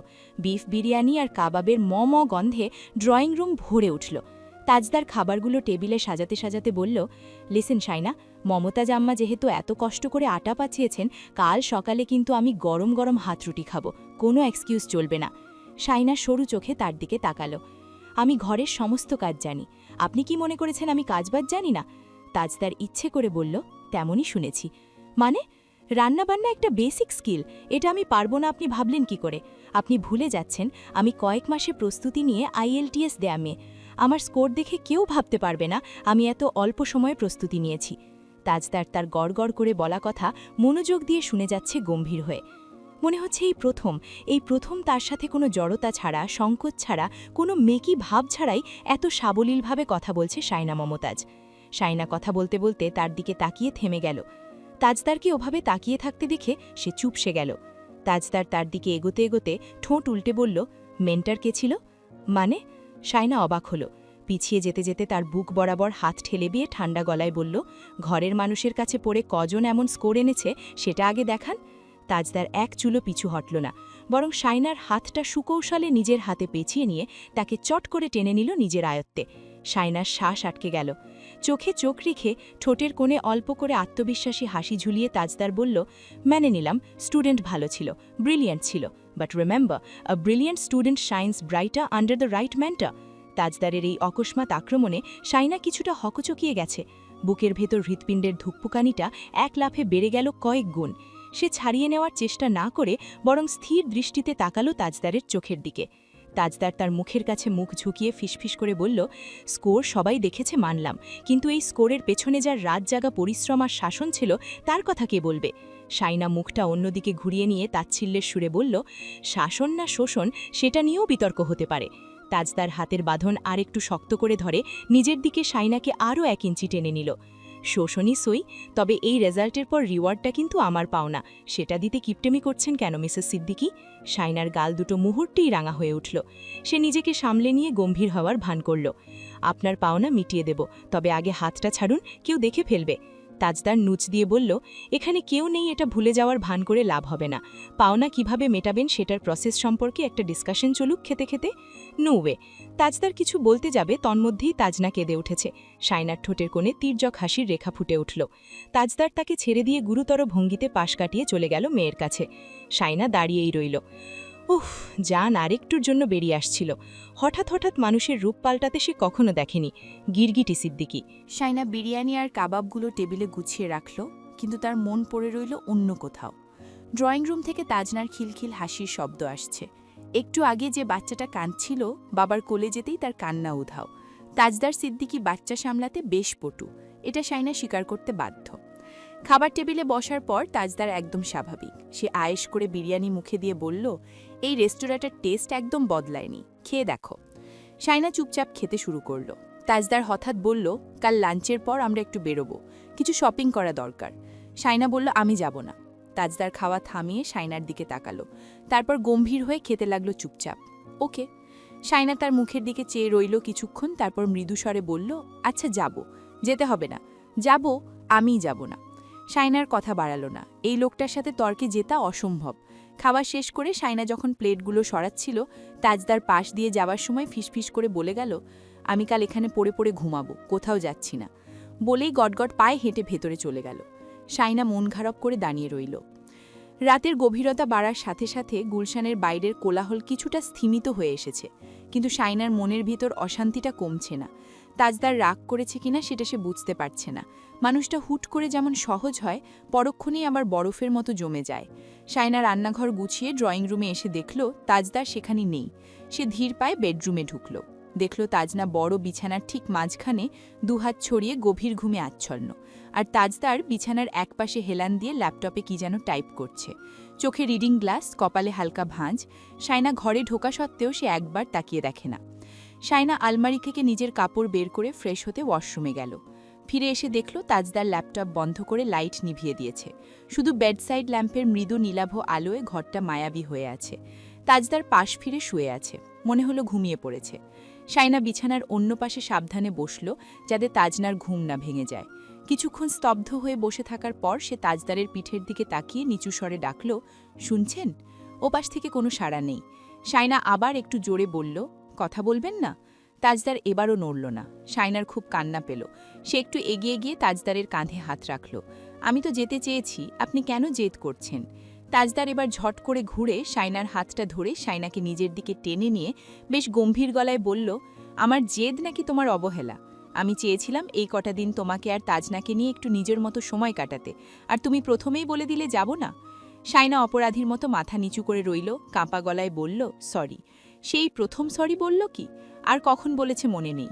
তাজদার এবার তার কপালে আলতো করে নিজের কপাল ঠেকিয়ে ফিসফিস করে বলল, আমার পাওনাটা দিয়ে দাও চটজলদি। শাইনা তার বুকে মুখ লুকালো শক্তভাবে। তাজদার হতাশ হয়ে তাকে দুহাতে জড়িয়ে ধরে বলল, ওকে, কাল সকালে হাতরুটি খাইয়ে মিটিয়ে দেবে। শাইনা মাথা নেড়ে সায় দিল। তাজদার তার কপালে একটা আলতো চুমু খেয়ে তার মাথায় নিজের মুখ ঠেকিয়ে তাজনার দিকে চেয়ে লইল। বাইরে তখন ঝিরঝিরে বৃষ্টি শুরু হয়েছে। গুলশানের সেই আধুনিক ফ্ল্যাটের ভেতর এক টুকরো প্রশান্তি আর ভালোবাসা ধীরে ধীরে ডালপালে মেলতে শুরু করেছে সবে। পরদিন সকালে শাইনার ঘুম ভাঙল তাজনার কান্না আর জানালা দিয়ে আসা রোদের ঝিলিক দেখে। গুলশান হলেও এই অ্যাপার্টমেন্টের চারপাশটা বেশ খোলামেলা। সে ফ্রেশ হয়ে রান্নাঘরে গিয়ে দেখল তাজদার অলরেডি কফি মগ হাতে নিয়ে ব্যালকনিতে দাঁড়িয়ে ফোনে কথা বলছে। ব্লু নয়, এখন সে পরেছে একটা ছাই রঙের টি শার্ট। ট্রাউজারের পকেটে এক হাত গুজে সে যখন ইংরেজিতে কারো সাথে প্রফেশনাল আলাপ করছিল, শাইনা আড়াল থেকে কিছুক্ষণ তাকিয়ে রইল। তারপর ঝটপট আটা মেখে গরম গরম ফুনকো রুটি আর ডিম ভাজি তৈরি করার কাজে লেগে গেল। সে যখন নিপুণ হাতে আটার লেচি কেটে বেলুন পিড়িতে রুটি বেলছিল, তখন রান্নাঘরের দরজায় এসে দাঁড়ালো তাজদার। কফি মগে একটা চুমুক দিয়ে দরজার চৌকাঠে হেলান দিয়ে দাঁড়ালো। তার তীক্ষ্ণ দৃষ্টি শায়নার হাতের কাজের উপর নিবদ্ধ। শায়না বুঝতে পারছিল কেউ তাকে পর্যবেক্ষণ করছে, কিন্তু সে ভান করল যেন সে কিছুই দেখেনি। তাওয়া গরম হতেই রুটিটা ছেড়ে দিল সে। নিমিষেই সেটা ফুলে টইটম্বুর হয়ে উঠল। তাজদার ভ্রুঙ্কুচকে খানিকটা মুগ্ধতা নিয়ে বলল, বাহ, আমি তো ভেবেছিলাম রুটিগুলো ম্যাপের মতো হবে। শায়না রুটিটা নামিয়ে রাখতে রাখতে আর চোখে তার দিকে তাকালো। মুখে একটা বিজয়ী হাসি ফুটিয়ে বলল, গোল রুটি বানানোও একটা আর্ট বাবুমশাই। তাজদার একটু এগিয়ে এসে কাউন্টারের ওপর কফির মগটা রাখল। তারপর ঠিক শায়নার পাশে দাঁড়িয়ে উনুনের উত্তাপটা অনুভব করতে করতে বলল, আর্টটা যে ভালোই রপ্ত করেছ সেটা মানতেই হচ্ছে। শায়না কড়াইয়ে ডিম ছাড়ল। তাজদার অপলক কিছুক্ষণ শায়নার রান্নার ভঙ্গি দেখল। শায়নার অবিন্যস্ত চুলগুলো বারবার মুখের ওপর এসে পড়ছিল। সে হাতের উল্টো পিঠ দিয়ে বারবার তা সরানোর চেষ্টা করছিল। তাজদার হঠাৎ হাত বাড়িয়ে শায়নার কানের পাশ থেকে অবাধ্য চুলের গুচ্ছটা সরিয়ে দিল। শায়না থমকে গেল। হাতের খুন্তিটা প্যানেই রয়ে গেল। সে লজ্জা লুকাতে দ্রুত ডিমটা উল্টে দিল। অপ্রস্তুত গলায় বলল, আপনি গিয়ে টেবিলে বসুন, আমি আসছি। তাজদার চট করে এক টুকরো রুটি ছিঁড়ে মুখে দিয়ে বলল, গুড, মেন্টার হিসেবে আমি নিজেকে 10-এ 10 দিচ্ছি। আমার ভয়েই তুমি এত দ্রুত সব শিখে ফেলেছ। শায়না মুখ ফুলিয়ে বলল, হ্যাঁ, সব কৃতিত্ব আপনার। তাজদার নিচের ঠোঁট কামড়ে হেসে ড্রয়িং রুমের দিকে পা বাড়ালো। তাজনা উঠে পড়ার আগে আমাদের এই শান্তিবিলাস শেষ করা উচিত। উনি এক্ষুনি উঠে পড়বেন, বলবেন তোমাদের কাজ এখনও শেষ হয়নি। শায়না একা খুব দ্রুত করতে পারছিল না, তাই তাজদার এসে তাকে সাহায্য করল। শায়না রুটি বেলে দিল, তাজদার সেঁকে নিল। শায়না রুটি বেলার ফাঁকে তাজদার সিদ্দিকিকে দেখতে লাগল। চোখ মুখে কোনো বিরক্তি নেই, বরং এত যত্ন নিয়ে রুটি সেঁকা দেখে মনে হচ্ছে তিনি বেশ উপভোগ করছেন।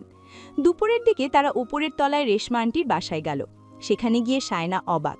রেশমা আন্টি এলাহি কারবার সাজিয়ে রেখেছেন। পোলাও, রোস্ট, কাবাব, চিংড়ি, ইলিশ মাছ আরও কত কি। প্রীতু আর তুলি সারাক্ষণ তাজনার সাথে খুনসুটিতে মেতে রইল। বিকেলের দিকে তাজদার শায়নাকে নিয়ে যমুনা ফিউচার পার্কে গেল। কেনাকাটার ধুম পড়ে গেল। শায়না বারবার না করা সত্ত্বেও তাজদার এই সেই করে অনেক কিছু কিনে ফেলল। এমনকি নিজের হাতে একটা ডার্ক গ্রিন কালারের শাড়ি পছন্দ করল শায়নার জন্য। শায়না শাড়িটা গায়ে জড়িয়ে আয়নায় নিজের প্রতিচ্ছবি দেখল। আসলেই সুন্দর। বের হয়ে সে ঝলমলে ঢাকা শহরের দিকে তাকিয়ে রইল। তার মনে হলো জীবনটা খুব দ্রুত বদলে যাচ্ছে। চট্টগ্রামের সেই মেয়েটি এখন ঢাকার রাজমহলে, আর খুব শীঘ্রই হয়তো 7 সমুদ্র 13 নদীর ওপারে। রাত 10টা। ট্রাভেল কটে তাজনা ঘুমিয়ে পড়েছে। শায়না বারান্দায় দাঁড়িয়ে আকাশের তারা গুনছিল। এমন সময় তাজদার পেছনে এসে দাঁড়ালো, হাতে 2টো কফির মগ। শায়না তার হাত থেকে মগ নিল, চুমুক বসাতে বসাতে আকাশের দিকে চেয়ে বলল, সময়গুলো খুব দ্রুত চলে যাচ্ছে, তাই না? অন্য কোনো ভাবনায় ডুবে থেকে জবাব দিল তাজদার, অথচ শায়না তার দিকে লম্বা একটা উত্তর আশা করছিল। তারপর আর কখন ফিরবেন? তাজনা স্কুলে পড়ার সময় হয়ে এলে শায়নাকে একটু রাগিয়ে দিতে চায় সে। শায়না শান্ত হয়ে থাকলে পার ভালো লাগে না। ওর রাগী চেহারাটা দেখতে বেশি সুন্দর। কিন্তু অদ্ভুত ব্যাপার হলো শায়না রাগ করল না, উল্টো তাকে বলল, আমি ভাবছি নিবন্ধন পরীক্ষা দেব। তাজদার একটু অবাক হলেও সেটা প্রকাশ করল না। স্বাভাবিকভাবেই প্রশ্ন করল, এই সিদ্ধান্ত কখন নেওয়া হয়েছে? শায়না তার মুখের দিকে তাকালো, বলল, সাইমা বলছিল ওই দিন তার সাথে কথা বলে। সে চাইছে তাজদার সিদ্দিকী নিজ মুখে বলুক দেশে কিছু ভাবতে হবে না, ইউকে গিয়ে তারপর কিছু ভাবা উচিত। কিন্তু সে গুড়ে বালি, বরং তাকে হতাশ করে দিয়ে তাজদার সিদ্দিকী বলল, ওকে, আমি নুভাকে বলবো ব্যাপারটা দেখতে। না, নুভা না, তৌসিফকে বলবো, ও বুঝবে ভালো। তাজনাকে আমি নিয়ে যাব 5 বছর হলে। ওখানকার এডুকেশন সিস্টেম অন্য লেভেলের, এখানে ওকে পড়ানোর ইচ্ছে নেই আমার। তাছাড়া সিকিউরিটি আর লাইফস্টাইল সব আলাদা। তোমার ওকে নিয়ে চিন্তার কোনো কারণ নেই। শায়না মুখটা সামান্য পাশ ফিরিয়ে রেখেছিল, মুখটা থমথমে গম্ভীর হয়ে আছে। তাজদার নিঃশব্দে তার দিকে তাকিয়ে হাবভাব বোঝার চেষ্টা করলে। ঠোঁটের কোণে ধেয়ে আসা হাসিটা শেষ মুহূর্তে সামলে নিল, কফির মগটা তুলে নিয়ে মুখের সামনে আড়াল করে। শায়না ভেতরে চলে যাচ্ছিল, তাজদার তার মগটা দিয়ে বলল, এটাও রেখে এসো। শায়না তার হাত থেকে মগটা নিয়ে চলে গেল। তাজদার কিছুক্ষণ পরই তাকে ডাকল, শায়না, আমার সাদা শার্টটা খুঁজে দাও। শায়না তার শার্টটা খুঁজে দিল। রাতের বেলায় ও শার্ট পাল্টাতে হয়, সেই শার্টটা দিয়ে চলে গেল। এটা সেই শার্ট যেটার সব বোতাম শায়না একসময় ছিঁড়ে নিয়েছিল, আবার সব বোতাম নিজেই লাগিয়েছে। তাজদার শার্টের বোতাম খুলতে খুলতে শায়নাকে আবারও ডাকল, ল্যাপটপ চার্জ হয়েছে কিনা দেখো তো। শায়না গটগট পায়ে হেঁটে হেঁটে তার আদেশ চুপচাপ পালন করে যাচ্ছে। তাজদার ইচ্ছে করেই আবারও আদেশ দিল, বিছানা চাদরটা পাল্টে দাও। শায়না তাই তাই করল। বিছানা চাদর পাল্টে ঘাড় ফেরাতেই দেখল বেড সোফায় তাজদার সিদ্দিকী উদাম গায়ে বসে এদিকেই চেয়ে আছে। মুখ দেখে বোঝার উপায় নেই সে শায়নার সাথে মজা করছে। মনে হচ্ছে সে বেশ গম্ভীর হয়ে কোনো জটিল কিছু চিন্তা করছে। শায়না বিছানার চাদরটা তার দিকে ছুঁড়ে মারল। তাজদারের শরীর ঢেকে গেল। সে চাদরটা মুখের উপর থেকে সরিয়ে আরও গম্ভীর মুখে শায়নার দিকে চেয়ে রইল। শায়না বারান্দায় চলে গেল। নিজের রাগ সংবরণ করতে করতে খেয়াল হল তাজদার সিদ্দিকী শার্টের বোতাম লাগাতে লাগাতে এসে পড়েছে। সে স্বাভাবিকভাবেই দাঁড়িয়ে রইল। তাজদার জানতে চাইল, কোনো সমস্যা? শায়না মাথা নাড়ল। ঘুম? একটু পর। ওকে। সে মাথা নামিয়ে ফোনে চোখ রাখল। তা আর চোখে খেয়াল করল শায়না। তাকে ঢাকায় এনেছে ফোনে চোখ ডুবিয়ে রাখার জন্য? কিছুক্ষণ চুপচাপ দাঁড়িয়ে থাকার পর সে যখনই চলে যেতে নিল, তখনই ফোনে চোখ ডুবিয়ে রাখা অবস্থায় তার কবজি শক্ত হাতে ধরে হ্যাঁচকা টানে নিজের কাছে টেনে নিয়ে এলো তাজদার সিদ্দিকী। শায়না তার মুখের দিকে অবাক জলজলে দৃষ্টিতে তাকাতেই তাজদার ফোনটা পকেটে রাখতে রাখতে মাথা নামিয়ে তার চিবুকে চুমু খেল। শায়না সরে যাওয়ার চেষ্টা করল। নিজেকে ছাড়িয়ে নিতে না পেরে রেগে মেগে বলল, I hate you, but I love you more. I hate you more. Tajdar তাকে হালকা ঠেলে দিয়ে দেয়ালের সাথে চেপে দাঁড় করিয়ে ধীরে ধীরে বলল, ভাগ্যিস আল্লাহ আমাকে মগজ দিয়েছে তোমার লাভ ল্যাঙ্গুয়েজ বুঝতে। শায়না ক্ষিপ্ত হয়ে বলল, কোনো লাভ টাভ কিছু নেই। তাজদার তাকে আরও মুখোমুখি নিয়ে এসে বলল, তাহলে আর 10 বছরেও দেশে ফিরব না। এই যে এখন ছুঁয়ে আছি তোমাকে, তুমি আমাকে ছুঁয়ে আছো, এটা আগামী 10 বছরে আর সম্ভব হবে না। বলেই তার চিবুক জুড়ে চুম্বন করতে লাগল। শায়না কেঁপে কেঁপে উঠল, ধরা গলায় বলল, লাভ নেই বলেছি, ক্ষতি নেই তো বলিনি। তাজদার সিদ্দিকী তাকে 2 হাতে বুকের সাথে আষ্টে পৃষ্ঠে জড়িয়ে নিতে নিতে মনে মনে প্রশান্তিময় হাসল। এটাই সেই মুহূর্ত, সেই স্পর্শ, সেই স্বীকারোক্তি যেটার একটাতেও কোনো ভূমিতা নেই। তার কোনো অধিকার নামক দাবি নেই, শায়না মমতাজের কোনো আপত্তি নেই। তারপর শায়না ছোট্ট করে প্রশ্ন করল, তারপর আর কি? তারপর 2টো মানুষ, একটা পুতুল আর একটা ভর। কি হবে এসব দিয়ে? তাজমহল। শায়না তার বুকের সাথে একদম লেপ্টে গিয়ে বলল, তাজমহল একটা কবর? তাজদার তার মাথায় চুম্বন করে বলল, কবরই তো। আমাদের সব বিদ্বেষ, অহংকার, মনোমালিন্য, প্রতিশোধ স্পৃহা, রেষারেশি, হিংসা, হিংস্রতার চিরসায়িত কবর। আর এই কবরের ওপরেই আমরা যে সংসার সাজাবো, সেটাই আমাদের তাজমহল। তাসনুভা পুকুরপাড় থেকে এসেই রাগে ফোঁসফোঁস করে যাচ্ছে। ঝিমলি তার হাবভাব দেখে বলল, কি রে রায়বাঘিনী, কোন পোকা কামড়ে দিল? কি দেখলে? হঠাৎ এমন ফোঁসফোঁসানি কেন? তাসনুভার চোখে মুখে বিরক্তি উপচে পড়ছে। তারপর সে ঝিমলিকে যা বলল তাতে ঝিমলি হাঁ হয়ে গেল। একটা নীল রঙের চেক লুঙ্গি আর সাদা আর নীল টি শার্ট পরা লোক বাড়ির পেছনে পাকা ঘাটের ওপর বসে বিরহের গান শুনতে শুনতে গল্পগুজব করছে। গানগুলো শুনলেই ঝিমুনি চলে আসে। ঝিমলি অবাক হয়ে জানতে চাইল, কি সে? তাসনুভা ধপ করে বিছানায় বসে বলল, আর কে? আনিস ভাই। ঝিমলির চোয়াল ঝুলে পড়ার মতো অবস্থা। আনিস ভাই? তো উনি সারাদিন স্যুটবুট পরে বসে থাকবেন, আজ অফ ডে, তাই পুকুর পাড়ে একটু সময় কাটাচ্ছেন বন্ধু বান্ধব নিয়ে। তাসনুভা পিঠের নিচে বালিশ রেখে হেলান দিয়ে বুকে হাত ভাঁজ করে বসে বলল, ওনাকে একদম সুন্দর লাগছিল না। লুঙ্গি মানে ওই সব লুঙ্গি ফুঙ্গি কেন পরতে হবে? ঝিমলি টেবিলের ওপর ঝুঁকে গালে হাত দিয়ে তার দিকে চেয়ে রইল সন্দিহান দৃষ্টিতে।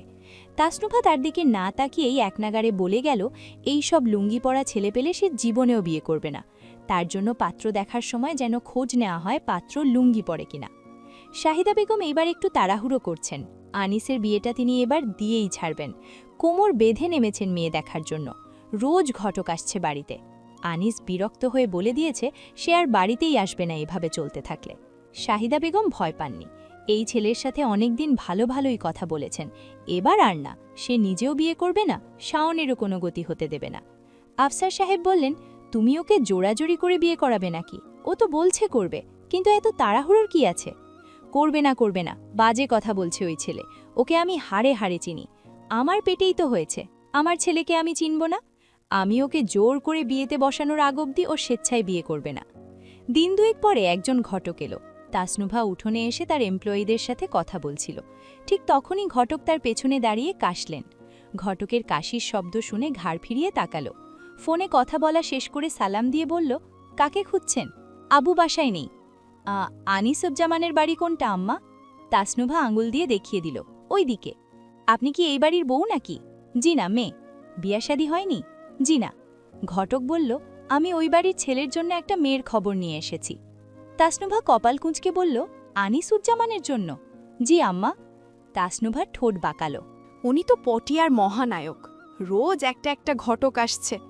এত এত সম্বন্ধ দেখে উনি ভাবের ঠেলায় মহাকাশে উঠে গেছেন।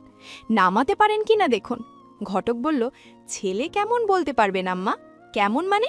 মানে স্বভাব চরিত্র আর কি। দেখতে তো মাশাল্লাহ, ছেলের কোনো খারাপ রেকর্ড নাই তো। সেটা আমি কি করে জানব? পাশের বাড়ির ছেলেমেয়েরাই জানে স্বভাব চরিত্র সম্পর্কে। সরি আঙ্কেল, আমার অত সময় নেই পাশের বাড়ির ছেলে নিয়ে রিসার্চ করার। কি করার?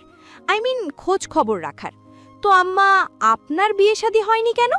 আমি করিনি তাই। করেননি কেন আম্মা? তাসনুভা রেগে যাচ্ছে, কিন্তু নিজেকে সামলে নিয়ে বলল, ইচ্ছে করে করিনি। বিয়েতে আমার ফোবিয়া আছে। ওটা আবার কি? আতঙ্ক। আতঙ্কিত হবেন কেন? কারণ পুরুষ মানুষকে আমি বিশ্বাস করি না। তবা নাউজুবিল্লাহ, এরকম কথা বলতে নাই আম্মা। বিশ্বাস না থাকলে তার ঈমান নাই। আচ্ছা, আমার ঈমান আছে কি নেই সেটা আমি ভাবব। আপনি আনিসুজ্জামানকে মহাকাশ থেকে নামান, দেখুন কাউকে ওনার ঘাড়ে ঝুলিয়ে দিতে পারেন কিনা। আমি আসি। বলেই সে চলে যাচ্ছিল। হঠাৎই থেমে গিয়ে ঘটকের দিকে ফিরল, বুকে হাত ভাঁজ করে দাঁড়িয়ে বলল, আপনার আতরের ঘ্রাণ করা, ভালো না। বলেই চলে যেতে গিয়ে আবারও থেমে বলল, ও হ্যাঁ, যার জন্য সম্বন্ধ নিয়ে যাচ্ছেন তার কাছ থেকে মোটা অঙ্কের টাকা নিয়ে একটা ভালো ব্র্যান্ডের আতর কিনবেন। এটার ঘ্রাণ তো কড়া, যেদিকে যাই সেদিকে সবাই প্রশংসা করে আম্মা। কড়া ঘ্রাণেই তো সমস্যা। এইসব সস্তা আতর ইউজ করে কোথাও গেলে মানুষ আপনাকে সস্তা ভাববে, টাকা কম দেবে। বোঝেননি? বুঝলাম আম্মা, এমন সৎ পরামর্শ দেওয়ার জন্য আপনাকে দোয়া করে দিলাম। খুব শীঘ্রই আপনার বিয়ে শাদী হবে। আরেকটা কথা বলে যান আম্মা। কি কথা? ছেলেটার খাসিয়ত শুনছি ভালো, সেটা নিয়ে সন্দেহ নাই। শুনছি ব্যাংকের চাকরিতে ৬৫,০০০ টাকা বেতন পায়। এটা সত্যি না মিথ্যে? সেটা আমি কি করে জানব? নইলে কাবিন কম দিতে চায় কেন? মেয়ের বাবারা তো এজন্যই মেয়ে দিতে গিয়ে আবার পিছিয়ে যাচ্ছে। ছেলের মা বাপ বলছে ১০-১২ লাখ দেবে, কাগজেই তো লেখা থাকে সেটা। কিন্তু ছেলে বলছে ৫ লাখ টাকা কাবিন দেবে।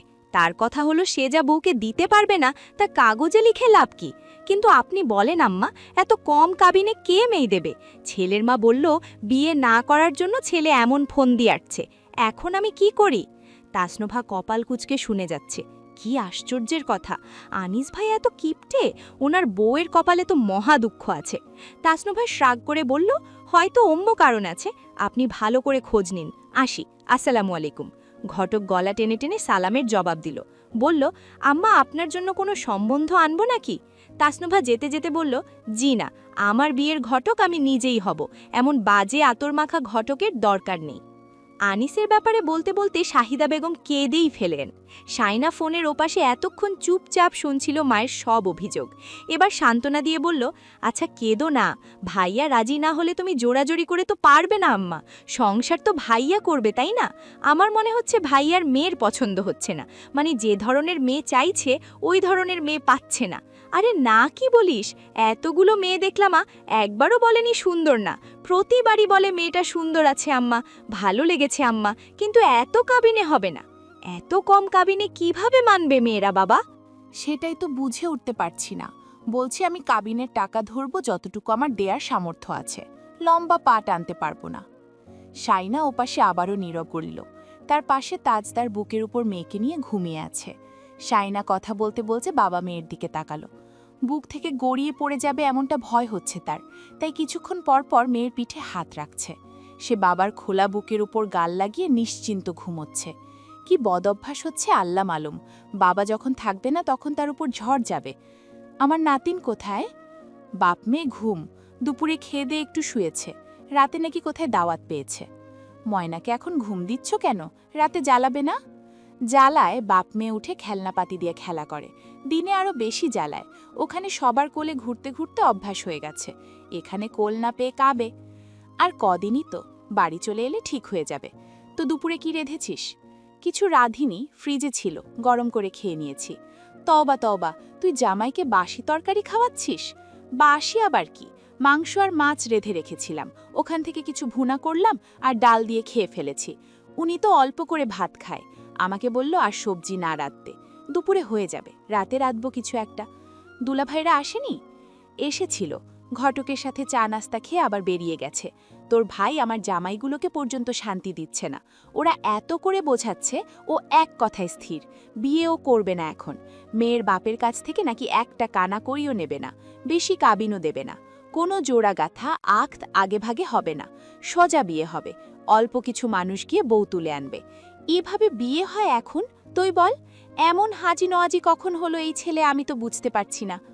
শাইনা এবার হেসে ফেলল, হেসে থামাতে থামাতে বলল, আম্মা বাদ দাও, তুমি জোর করে কোনো লাভ হবে না, ভাইয়া তার মর্জি মতো বিয়ে করবে, বাদ দাও, একদম চুপ হয়ে যাও, দেখবে তখন নিজ থেকে বলবে। আর ভাইয়ার পছন্দের কেউ থাকলে বলার সুযোগ করে দাও, সবাই মিলে এভাবে চেপে ধরলে তো বলার সুযোগ পাবে না। না না না, ওর কোনো পছন্দ নেই, ওই ছেলে করবে পছন্দ। কতবার বললাম মেয়েদের সাথে একটু ফোনে কথাবার্তা বল, কফি শপে গিয়ে দেখা করে চা কফি খা। না, আমার পেটে এক ছেলে ধরছে, মেয়েদের সাথে কথা বললে ওর কান কাটা যাবে। শাওনের মতো হলেও এতদিনে 2-3 বাচ্চার বাপ হয়ে যেত, কিছুদিন পর চুলে পাক ধরবে, দাড়ি গোফ পেকে বুড়ো হবে, তোর ভাই তখন করবে বিয়ে। এক নাগারে ছেলেকে বকাবকি করে থামলেন তিনি। শায়না শান্তভাবে বলল, তুমি এরকম করলে তো জীবনেও রাজি হবে না আম্মা, তুমি একটু জিরো। বড় ভাইয়া কি বলে? ও কাল রাতে অফিস থেকে এসে অনেক বুঝিয়েছে, ভাইয়ের সামনে সাধু, মাথা দুলিয়েছে, তখন চুপচাপ শুনেছে, কিন্তু ঘরে গিয়ে আমাকে বলল, আম্মা তুমি বড় ভাইকেও জ্বালিয়ে মারছ, কত বড় বেয়াদব ছেলে দেখেছিস, আমি নাকি আমার নিজের ছেলেকে জ্বালিয়ে মারছি।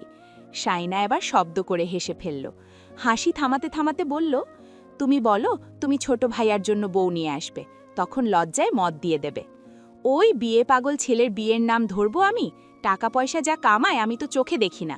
1 কেজি আলু আর 1 কেজি মাছ এনে দিয়ে বলে, আম্মা আমার বউ বাচ্চা নেই, মনে রেখো এগুলো অ্যাডভান্স দিচ্ছি, পরে আমার বউকে বলতে পারবে না তোমার জামাই বিয়ের আগে খরচাপাতি দিত না ঘরে। ওই বেয়াদবকে বিয়ে করাবো, বলতে হবে না, একটু ইঙ্গিত দিলে পরদিন বউ নিয়ে হাজির হবে, তারপর আমার কাঁধে বউয়ের ভার বহন সব তুলে নিয়ে সে কেটে পড়বে।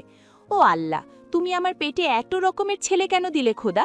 শাইনা বলল, আর কোনো উপায় তো দেখছি না। ও শানু, হ্যাঁ বলো, ময়নার আব্বাকে একবার বলে দেখবি কি আনিসকে একটু বোঝাতে। উনি ভাইয়াকে কি বোঝাবেন, একবার নাকি বলেছিলেন বিয়ের জন্য, ভাইয়া নাকি বলেছে মেয়ে ভালো হবে কি হবে না এটা নিয়ে টেনশন হয়, তোমার আর ভাবির সাথে না মিললে তো সংসার আলাদা করতে হবে। শাহিদা বেগম এতক্ষণ পর একটু চুপ করলেন, শান্ত কণ্ঠে বললেন, কি বলিস, এরকম বলেছে? ও মা, বড় বউয়ের মতো না হলে আলাদা থাকবে, সমস্যা কি, তাই বলে বিয়ে করবে না? আর বড় বউকে আমি আমার ছেলে পেলে আর মেয়েদের ঝামেলার মধ্যে রাখছিলাম বিয়ের পর, ওরে তো শহরে বাসায় রাখছিলাম, ও নিজেই চলে এলো শ্বশুরবাড়িতে সবার সাথে থাকবে বলে। ওর বউ না চাইলে থাকবে না, বাসায় না গেলে দরকার পড়লে নিজের ঘরে রেঁধে নিজে খাবে, এটা কোনো কথা হলো? এই ছেলে এইসবভাবে বসে বসে, হায় হায়, এভাবে তো ভেবে দেখিনি, ছেলেটা আমাকে কেন সব খুলে বলে না, আল্লাহ মালুম। দরকার পড়লে ও বিয়ে করে বউ বাসায় তুলুক, ওখানেই থাকুক, এখানে আসতেই হবে না, কিন্তু এটা ভেবে বিয়ে না করলে হবে? আমরা কদিন বাঁচব, বউ বাচ্চা তো লাগবে, শক্তি সামর্থ্য থাকতে ওদের ছেলেপেলে মানুষ করে দিতে চাইছি, আর ছেলেগুলো আমার কথা বোঝার চেষ্টা করে না। আচ্ছা রাখ, দেখি ওর সাথে কথা বলে। আচ্ছা আচ্ছা রাখ, আমার নাতনিকে দেখে রাখিস, জামাইয়ের দেখভাল করিস একটু, আবার চলে যাবে, বউ বাচ্চা ছেড়ে একা একা থাকে ভিন দেশে। আচ্ছা রাখি তাহলে। রাখি রাখি বলতে গিয়েও শাহিদা বেগম ফোন রাখলেন না। বললেন, জামাইকে বলিস আনিসের সাথে আরেকটু কথাবার্তা বলতে, পেটের কথা বন্ধুদের বলতে পারে। আচ্ছা ঘুম ভাঙুক, ওনাকে বলবো। তুমি আর ভাইয়ার সাথে এ নিয়ে কথা বলো না। না না, আমি কাল রাত থেকে ওর সাথে কথা বলছি না। এটা কেমন কথা আম্মা? না, বলবো না কথা। ওই ছেলে আমার দুঃখ সুখ বোঝে না, বলবো না।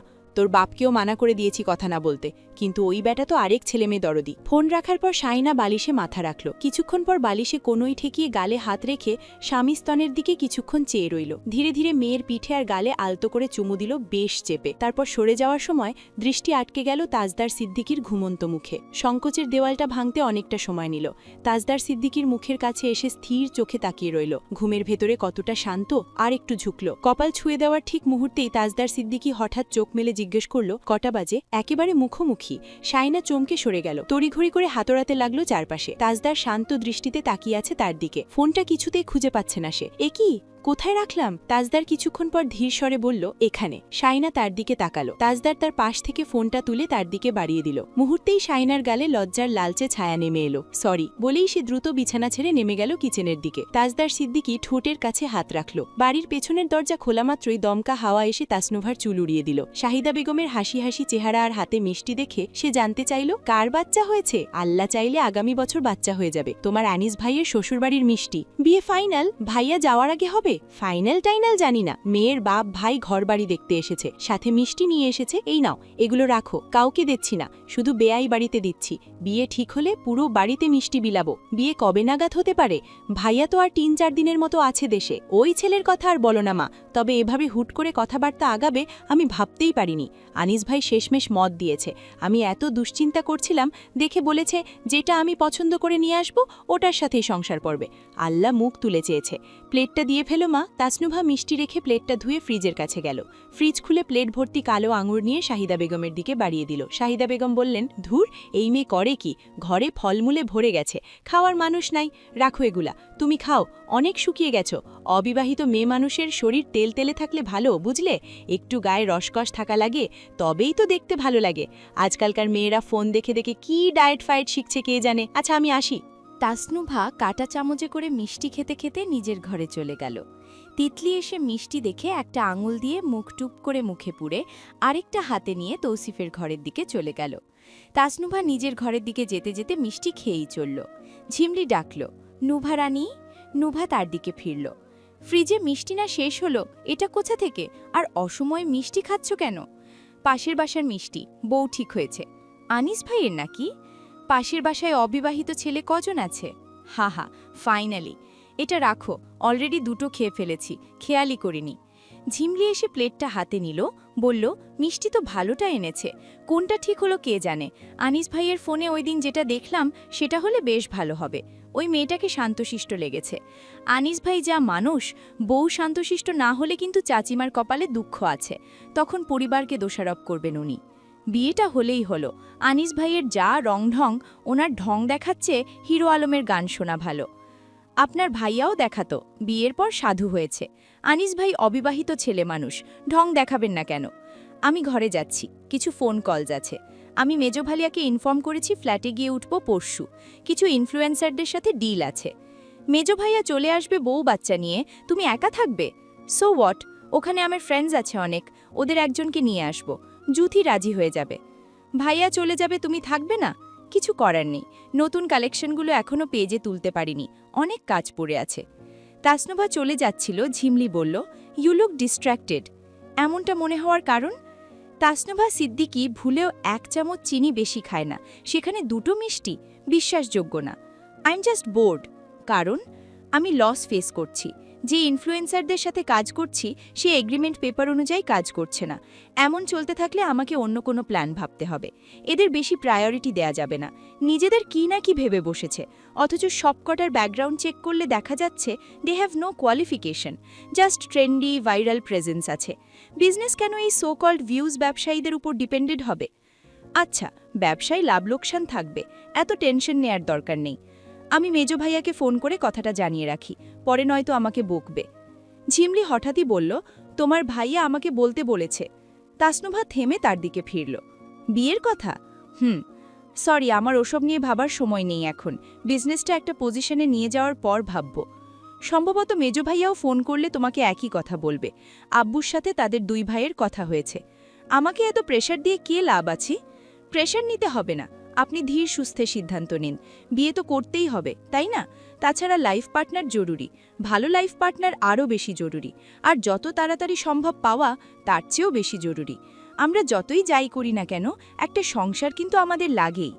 তাসনুভা চুপচাপ শুনল। পাশ দিয়ে তখনই তাসফিন যাচ্ছিল। ঝিমলি ডেকে নিল, নবাব বাহাদুর, এদিকে আসেন, মিষ্টি খান। তাসফিন লাজুক হেসে এগিয়ে গেল। কিসের মিষ্টি? আনিস ভাইয়ের বিয়ের মিষ্টি। ঝিমলি তাকে মিষ্টি খাইয়ে দিল। তাসফিন মিষ্টি মুখে নিয়ে আর কথা বলতে পারল না। ঝিমলি পিঠ চাপড়ে দিয়ে বলল, যান, পানি খেয়ে নেবেন। সাথে সাথে একটা নোটবুক ছুটে এলো তাসনুবার পাশ দিয়ে। সে আর ঝিমলি দুজনেই হচকুচিয়ে সামনে টাকালো। তিতলি হাসতে হাসতে তাসনুবার পেছনে এসে লুকিয়ে পড়েছে। তাসনুবা বলল, হোয়াট ইজ দিস ভাইয়া? তৌসিফ রাগে ফোঁসফোঁস করতে করতে বলল, আমার জন্য মিষ্টি নিয়ে গেছে তোর বাদর বোন। আমি হাত বাড়িয়ে নিতে গেলাম আর সে নিজের রালা লাগিয়ে গিয়ে আবার আমাকে দিকে বাড়িয়ে দিল খাওয়ার জন্য। ওকে তো জুতার মালা পরানো উচিত। তিতলির তাসনুবার আড়ালে দাঁড়িয়ে তাকে দেখিয়ে দেখিয়ে মিষ্টির গায়ে এখনও লালা লাগিয়ে যাচ্ছে। ছি তিতলি! তাসনুবা তার দিকে ফিরতেই তিতলি মিষ্টিটা দেখিয়ে দেখিয়ে তৌসিফকে বলল, আহা, টমেটো বড় মজাদার, আহা, টমেটো বড় মজাদার। তাসনুবা খপ করে তার হাত ধরে ফেলল, বলল, ভাইয়া ধরো ওকে, জোরে একটা থাপ্পড় দাও। তৌসিফ দৌড়ে এসে তিতলিকে শক্ত করে ধরল। তিতলির সাথে সাথে মিষ্টি মুখে পুরে দিল। গলায় আটকে গেছে এমন ভান ধরল। গলা ফুলিয়ে বড় বড় চোখ করে তাকালো। তাসনুবা তৌসিফ ভয়ে তাকে ছেড়ে দিল। সেই ফাঁকেই তিতলি সোজা বাড়ির বাইরে। ঢাকা শহরে একা কিভাবে থাকবে তুমি? তাসনুভা লাগেজে কাপড় সাজাতে সাজাতে বলল, পারবো। আমি ওখানে বেড়াতে যাচ্ছি না আম্মু, কাজের জন্য যাচ্ছি। সবকিছুতে এত কৈফিয়পিতে ভালো লাগে না আমার। রসনারা কিছুক্ষণ প্যান প্যান করে চলে গেল।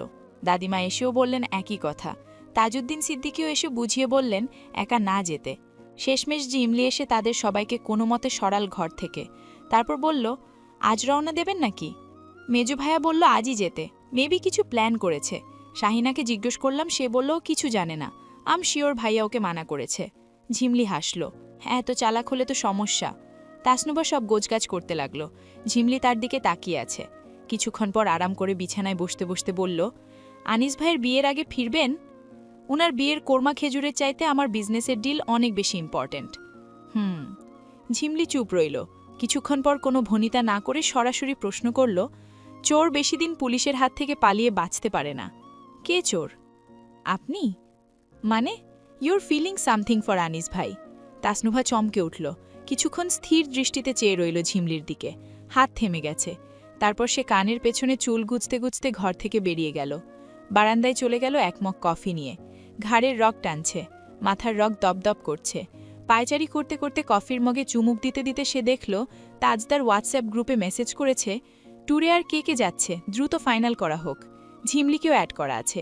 সে আগের প্রায় 150-200টা মেসেজ সিন করার পর রায়হানকে মেনশন দিয়ে বলল, আমাকে বলেননি মিস্টার সিদ্দিকী? সরি, আমি ভুলে গিয়েছিলাম, বাড়ি ফিরে জানাতাম অবশ্যই। রাগ করেছে। সরি, আর হবে না। থাক, বাদ দিন, আপনি এক বাচ্চার বাবা হয়ে ভুলোমনা হয়ে যাচ্ছেন। সবাই তাদের মেসেজ দেখছে চুপচাপ। ঝিমলি বলল, সবাই তো দেখছি যাওয়ার জন্য এক পায়ে খাড়া। আনিস ভাই আর নোভা রানী বাদ যাবে কেন? আপনারা কোথায়? দুজনকেই একসাথে মেনশন করেছে সে। আনিস রিপ্লাই করল, জি ভাবি। আপনি যাবেন না? বিয়ের খুশিতে সবাইকে ট্রিট দিন। জি, অবশ্যই। এভাবে বললে শুনব না, যাচ্ছেন কিনা বলেন। যখন সবাই যাচ্ছে তখন যাব না কেন? নোভা রানী? ইয়েস। আপনি চুপ কেন? তাসনুভা রিপ্লাই করল একটু পর, আমি যেতে পারবো না, সরি। বলেই সে বাকি কফিটা আনিসের মেজো চাচাদের উঠোনের কোনায় ছুঁড়ে মারল। আনিস সেখানে অন্ধকারে দাঁড়িয়ে কুকুরগুলোকে খাবার দিয়েছে, শাহিদা বেগম না দেখে মতো। কফিটা এসে তার সাদা শার্টের পিঠে পড়ল। বন্ধুরা, কেমন লাগলো এই পর্বটি? কমেন্ট করে জানাতে ভুলো না। খুব শীঘ্রই এই গল্পের নতুন পর্ব নিয়ে হাজির হব তোমাদের মাঝে। তাই এখনও সাবস্ক্রাইব করে না থাকলে দ্রুত সাবস্ক্রাইব করে বেল আইকন বাজিয়ে দাও।